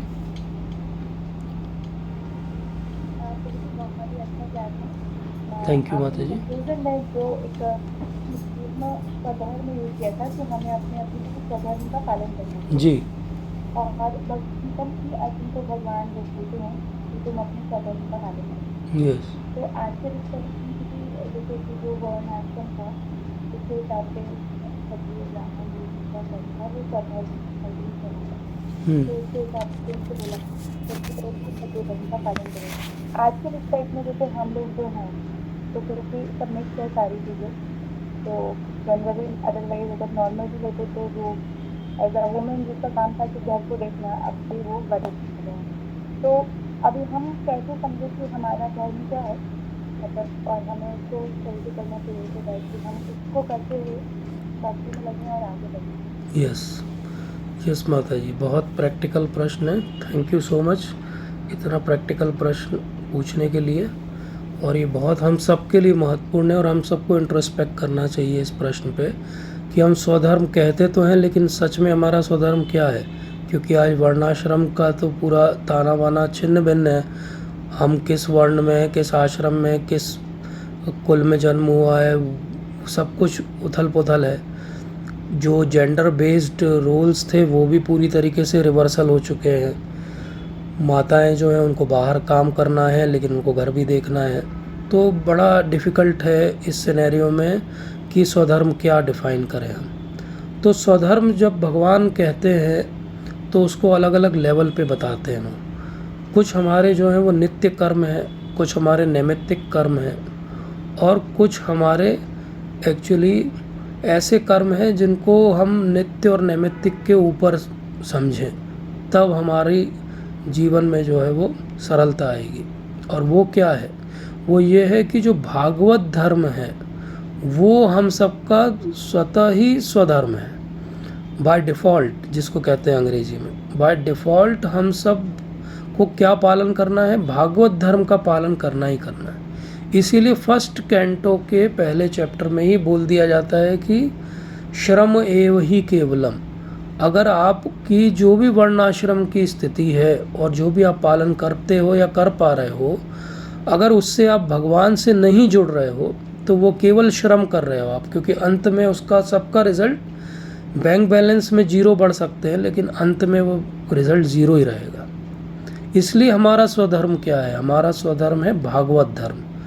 तो भागवत धर्म क्या होता है? भागवत धर्म को ही हम भक्ति कहते हैं। तो हम जो भी कर रहे हैं, अगर हम माता हैं और हम बच्चे का ध्यान रख रहे हैं, तो उसमें 2 भावनाओं से हम ध्यान रख सकते हैं। एक भावना हमारी ये हो सकती है कि बच्चा बड़ा होगा तो हमारी सेवा करेगा, और एक भावना ये हो सकती है कि भगवान ने मुझे ये एक बहुत बड़ी रिस्पॉन्सिबिलिटी दी है, अगर मैं अच्छे से इस बच्चे का लालन पालन करती हूँ, अच्छे संस्कार देती हूँ, तो न केवल ये समाज के लिए बहुत विशेष व्यक्ति बनेगा, ये एक बहुत अच्छा भक्त भी बन सकता है। और हो सकता है कि ये इतना अच्छा भक्त बन जाए कि ये बहुत सारे व्यक्तियों को इंस्पायर करे, या कम से कम अपने जीवन में अच्छे से भक्ति कर पाए। तो वो बीज तो हम दे सकते हैं एज ए पेरेंट। तो वो हमारा भागवत धर्म है। अगर मान लीजिए मैं डॉक्टर हूँ तो मेरा धर्म क्या है? मैं अच्छे से ईमानदारी से अपनी प्रैक्टिस करूँ, और साथ में मेरे से जितनी संभावना हो उतनी मैं सहायता करूँ, प्रचार में उतना मैं प्रयास करूँ कि मैं किसी दुखी दर्दी की सहायता कर सकूँ। अगर मैं वकील हूँ तो मैं क्या कर सकता हूँ? बहुत सारे बेचारे गरीब हैं जिनको कोई वकील नहीं मिलता है और वो अपनी अधिकार नहीं प्राप्त कर पाते। तो क्या हम 4 में 1 केस थोड़े कम चार्जेस में नहीं लड़ सकते? किसी की सहायता नहीं कर सकते? क्या हम उस जो भी हम कार्य कर रहे हैं क्या उसको भगवान से जोड़ के नहीं कर सकते? अगर मैं अधिकारी हूँ तो क्या मैं फैसिलिटेट नहीं कर सकता कि सब चीज़ें इतनी अच्छे से चलें कि लोग प्रसन्न रहें, और एक एडमिनिस्ट्रेटर अच्छा रहेगा तो समाज अच्छा रहेगा? तो हम सब अपने अपने छोटे छोटे लेवल पे भी स्वधर्म का पालन कर सकते हैं। लेकिन वो स्वधर्म कहाँ से निकलना चाहिए? वो स्वधर्म निकलना चाहिए भागवत धर्म से। क्योंकि अगर वो भगवान से जुड़ा हुआ नहीं है तो वो ऐसा हो गया कि आपके पास मोबाइल है और उसको आपको चार्ज करना है, लेकिन आपने सॉकेट में उसको मेन स्विच में लगाया ही नहीं है, तो वो कभी चार्ज नहीं होगा। ऐसे ही हम कितना भी अब कह लें कि हम फिलंथ्रोपी कर रहे हैं, लेकिन अगर भगवान से जुड़ के नहीं कर रहे तो वेस्टेज है। तो स्वधर्म की सबसे सिंपल सरल भाषा में अंडरस्टैंडिंग हम लोगों के लिए, जब इतना कंफ्यूजिंग पूरा समाज है, ये है कि क्या मैं कोई भी कार्य करता हूँ तो उससे मेरी भक्ति बढ़ती है, क्या दूसरों की भक्ति बढ़ती है? अगर मेरी भक्ति बढ़ती है, दूसरों की भक्ति बढ़ती है, तो वो स्वधर्म सही है, क्योंकि वो भागवत धर्म है। और अगर इसमें ऐसा नहीं हो रहा है या मेरा स्वार्थ कहीं और निहित है तो वो स्वधर्म नहीं है। ये मेरी अंडरस्टैंडिंग है माता जी, जो प्रभुपाद ने हमें समझाई। आशा है कि आपको कुछ स्पष्ट हुआ होगा। जी जी, थैंक यू माता जी। जी, एक प्रवीण प्रभु जी।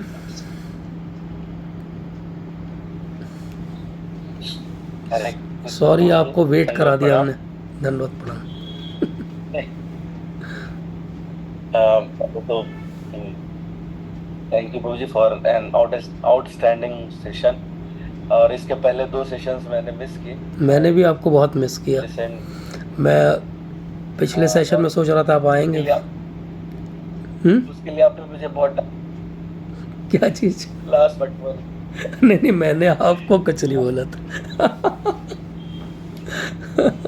उसमें डाटा है कि मुझे लगा कि अच्छा वो बोले मैं नहीं आया था, ऐसा हो गया। नहीं, वो बिल्कुल भी जो भी मैंने बोला था, एक तो मैं उस दिन भी मैंने सॉरी बोला था सबसे, उसके अगले सेशन में भी बोला था और आज भी बोल रहा हूँ। मेरा कोई इंटेंशन नहीं था, बट मुझे यही लगता है कि अगर हम समय दे रहे हैं तो उसका लाभ मिले।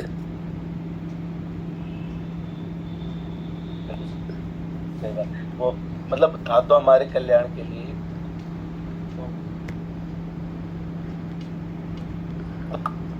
तो सेशन का अटेंड करना ही पड़ा। आज छोड़ नहीं सकते थे किसी कीमत पे, है ना। तो बहुत अच्छा है और इसकी वजह से थोड़ा मुझे आपने आदेश किया कि वो ईर्ष्या द्वेष के लिए कुछ कहूँ।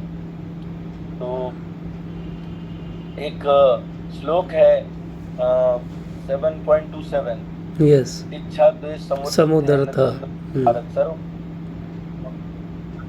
परंतप। इसको अगर बहुत ढंग से एनालाइज करें, परपट पढ़ें और इसको ढंग से एनालाइज करें, तो जो 3 क्वेश्चन आए थे तीनों रिलेटेड हैं, ईर्ष्या, द्वेष और दीनता। ये तीनों रिलेशन में है और ये बहुत अच्छे से एक्सप्लेन करता है इसको। इच्छा तो क्या है? इच्छा मतलब एक उसका वो रहता है काम वासना भी, और हम लोग एक 2.62 और 63 में देखते हैं कि वहाँ पे संगात संजायते कामा, कामात् क्रोधो अभिजायते, क्रोधात् भवति सम्मोहः, सम्मोहात् स्मृति विभ्रमः, स्मृति विनाशात् बुद्धिनाशो, बुद्धिनाशात् प्रणश्यति। बुद्धिनाश हो जाना ही ईर्ष्या। जब बुद्धिनाश हो जाती है तो वो हमारे लिए क्या हितकर है, संसार के लिए क्या हितकर है, किसमें परम कल्याण है, इस बात की भावना रह नहीं जाती। तो वो वही असली ईर्ष्या है। ईर्ष्या का मतलब सब ठीक है, हम लोग आमतौर पर सब जानते हैं, आध्यात्मिक संसार में उसी को मात्सर्य कह देते हैं, है ना। तो वो जो है इच्छाओं के अपने अंदर उत्पन्न होने के कारण होती है। और प्रभु जी ने एक सेशन लिया था दीनता पे। वैष्णव धर्म एक्चुअली वो मतलब अगर देखे तो दीनता का ही रूपक है। अंदर से कुछ भी जो अज्ञान है, पाप करने की इच्छा है, अपवित्र कार्य करने की इच्छा है, ये सारी ईर्ष्या के द्वारा उत्पन्न होती है। तो वहाँ से जो प्रभु जी ने बहुत एग्जाम्पल भी बहुत अच्छा दिया कि द्वेष वो है जो आचार्य मुरब्बा बना लेते हैं। बिल्कुल सही बात है, पाल के रखे रहे उसको, बहुत लंबे समय तक पाल के रखे रहे। और वो जो द्वेष है वो मोह पैदा करते हैं, एक ऐसी साइकिल बनती है जिससे भगवान इसीलिए कह रहे सर्वभूतानि सम्मोहम सर्गे यान्ति परन्तप।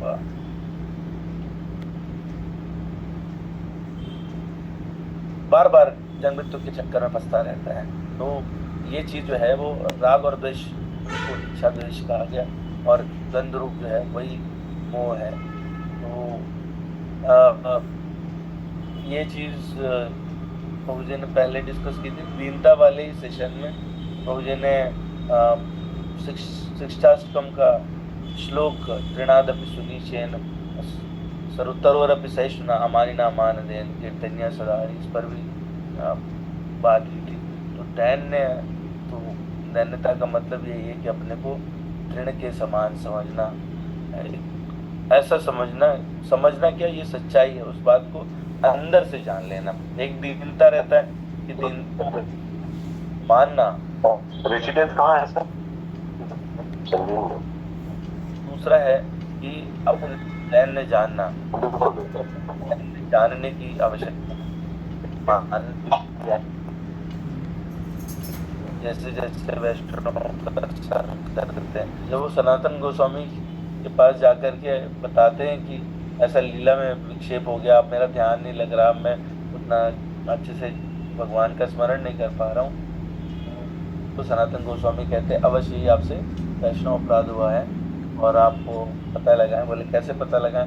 बोले आप सबको बुलाइए और सबको भोजन पे तात्कालिक जो वैष्णव नहीं आते, आने में आनाकानी करते हैं, उनसे आप आश्रम मांगिए। फिर ऐसे करते हुए पता लग जाता है उनको। हाँ, जब बात करते बोले कि मैं ये आपसे नाराज हूँ, तो अपना कारण बताते कि मैं तो आपको देखा ही नहीं था, मेरा तो ध्यान ही नहीं था, मेरा तो ध्यान भगवान की लीला में था। फिर वो क्षमा कर देते, बात थोड़ा ठीक हो जाता है। तो ये वैष्णव अपराध इतना भयानक रहता है। अभी मैं एक प्रवचन सुन रहा था, उसमें भी यही बात थी कि अगर हमारा मन अच्छे से नहीं लग रहा है, जब पहले अच्छा चलता था और अब खराब हो जा रहा है, या भक्ति अब गड़बड़ हो रही है, तो हमें जरूर वैष्णव अपराध की पर विचार करना चाहिए, हमें विशेष बस करना चाहिए। अगर ये समस्या आ रही है तो जरूर विचार करना चाहिए। चिंता यही है कि अपने आप को ये बात जाने की। मुझे ने एक एग्जाम्पल दिया था और मैंने पढ़ा भी थी, शायद कमाल कृष्ण गोस्वामी महाराज को मुझे एक बार किसी कारण से वो कुछ सेवा के विषय में बात करनी थी, तो उन्होंने कहा कि इतने सारे ब्रह्मांड, उसमें से एक ये मिल्की वे और फिर ये गैलेक्सी में इतने सारे ये सौर मंडल, उसमें पृथ्वी, और उसमें उन्होंने महाराज का के लिए बोला कि उसमें एक ये वो उनको लगता है बहुत हो गए। तो हमें उस दृष्टि से अगर हम विचार करें तो सच में मतलब शेषनाग के हजारों फंड, जिनके ऊपर सरसों के कण के बराबर पृथ्वी, और उस पृथ्वी में मतलब कौन सा देश और कौन सा राज्य और कौन सा स्थान, और उसमें कितने लाख करोड़ लोग, और उसमें हमारा मतलब साइज भी मैटर नहीं करता। अगर इस बात को अंदर से हृदय में बैठ जाए और जितना सोर्स है वो सब भगवान के दिए हुए हैं, अभी की शक्ति हैं, संचालित हो रहे हैं, तो वही दीनता है क्या। और अगर दैन्य हो जाए तो वो वैष्णव हो जाते हैं, वो भगवान की भक्ति करने लगेंगे, दूसरों के दुख से दुखी होंगे और स्वयं की सेवा करना चाहेंगे। तो लगता है ना, बाकी मैं प्रार्थना करूंगा प्रभु जी से कि ऐसी कृपा बनाए रखें, बीच बीच में मुझे डांटते रहें, तो फिर मैं भागवत पढ़ना छोड़ देता हूँ, तो प्रभु जी मुझे डांट देते हैं, फिर वापस लाइन पे आ जाता हूँ। थैंक यू प्रभु जी, आप ऐसे इंस्पायर करते रहे हम लोगों को, क्योंकि भक्ति ऐसे ही एक दूसरे के इंस्पिरेशन से, एग्जाम्पल से और कभी कभी चेस्टाइजमेंट से भी चलेगी। तो प्रभुपाद भी क्रोधित होते हैं। एक बहुत सारे प्रभुपाद के क्रोध के उदाहरण हैं। एक उदाहरण है हमारे पास में जो इंदौर शहर है, उसमें आए थे प्रभुपाद एक बार, और इंदौर में बहुत इनिशियल इस्कॉन का टाइम था वो, तो इंदौर में गीता भवन अभी भी है, गीता भवन चौराहा, तो वहाँ गीता भवन में प्रोग्राम था प्रभुपाद का, और वो 2-3 दिन का प्रोग्राम था। तो दूसरा दिन था वो प्रोग्राम का। पहले दिन बहुत अच्छा कीर्तन हुआ था और भक्त फिर स्टेज से नीचे उतर के और बाकी सबके साथ में उन्होंने कीर्तन किया था, संकीर्तन किया था, तो सब लोग बहुत अच्छा लगा था इंदौर वालों के लिए, वो पहला अनुभव था ऐसा कुछ भी होना। तो अगले दिन का कीर्तन चल रहा था, प्रभुपाद कीर्तन कर रहे थे, सब उनको घेर के स्टेज पे कीर्तन कर रहे थे, और एक व्यक्ति था वो चाह रहा था कि नीचे उतर जाए सब लोग, और पिछले दिन जैसे ही नीचे उतर के सब लोग डांस करें, तो वो खींच रहा था, पैर खींच रहा था, किसी को बुला रहा था नीचे, लेकिन वो उस समय उतने टेम्पो में नहीं था कीर्तन कि भक्त लोग नीचे उतरते हो, तो स्पॉन्टेनियस होता है जब भी होता है। तो वो खींचने लगा, वो खींचते खींचते एक माता जी की साड़ी का पल्लू भी उसने पकड़ के खींच दिया, तो प्रभुपाद की नज़र पड़ गई उस पर। तो प्रभुपाद कीर्तन करते हुए कोने में आए और उसकी तरफ ऐसे क्रोध भरे नज़रों से उसको देखा, और उसको एकदम बिल्कुल बोले हटो यहाँ से, कैसे छू रहे हो तुम, हटाओ इसको यहाँ से, भगाओ। तो जो भक्त थे, बाकी किसी का ध्यान नहीं किया, सब तो कीर्तन कर रहे थे, जो भक्त प्रभुपाद के आसपास खड़े थे उन्होंने देखा कि प्रभुपाद की नेत्रों में ऐसा बिल्कुल क्रोध भरा हुआ था। तो वो क्रोध क्या था? वो क्रोध था कि प्रभुपाद कितने प्रोटेक्टिव हैं अपने शिष्यों के लिए। वो सब विदेशी हैं, उनको यहाँ का एटिकेट वो सब नहीं पता है। प्रभुपाद एक बिल्कुल पिता की तरह जो है प्रोटेक्टिव है कि कोई कुछ भी गलत व्यवहार ना कर दे। तो ये जो भाव है क्रोध करने का, ये प्रभुपाद को भी आता है क्रोध, लेकिन कब आता है? जब उनके भक्तों के प्रति कोई अपराध करता है तो प्रभुपाद को क्रोध आता है। हनुमान जी को भी क्रोध आता है, लेकिन कब आता है? जब उनकी भक्ति में कोई बाधा पहुंचाता है तब आता है। तो इसलिए क्रोध, इसका अर्थ ये नहीं कि हम आज से क्रोध करने लगे, लेकिन इसका अर्थ बस इतना ही है कि क्रोध भी आप भगवान की सेवा में लगा सकते हो, ईर्ष्या भी, द्वेष भी, सब कुछ भगवान की सेवा में लगा सकते हो। जैसे आपने बहुत सुंदर तरीके से और इलाबोरेट किया उस पॉइंट को। तो बहुत आवश्यक है कि हम ये सब बातें अपने जीवन में उतारें। आप सबका बहुत बहुत धन्यवाद। Thank you so much. वांछा कल्पतरुभ्यश्च कृपा सिन्धुभ्येव च पतितानां पावनेभ्यो वैष्णवेभ्यो नमो नमः। हरे कृष्ण। जय श्रील प्रभुपाद।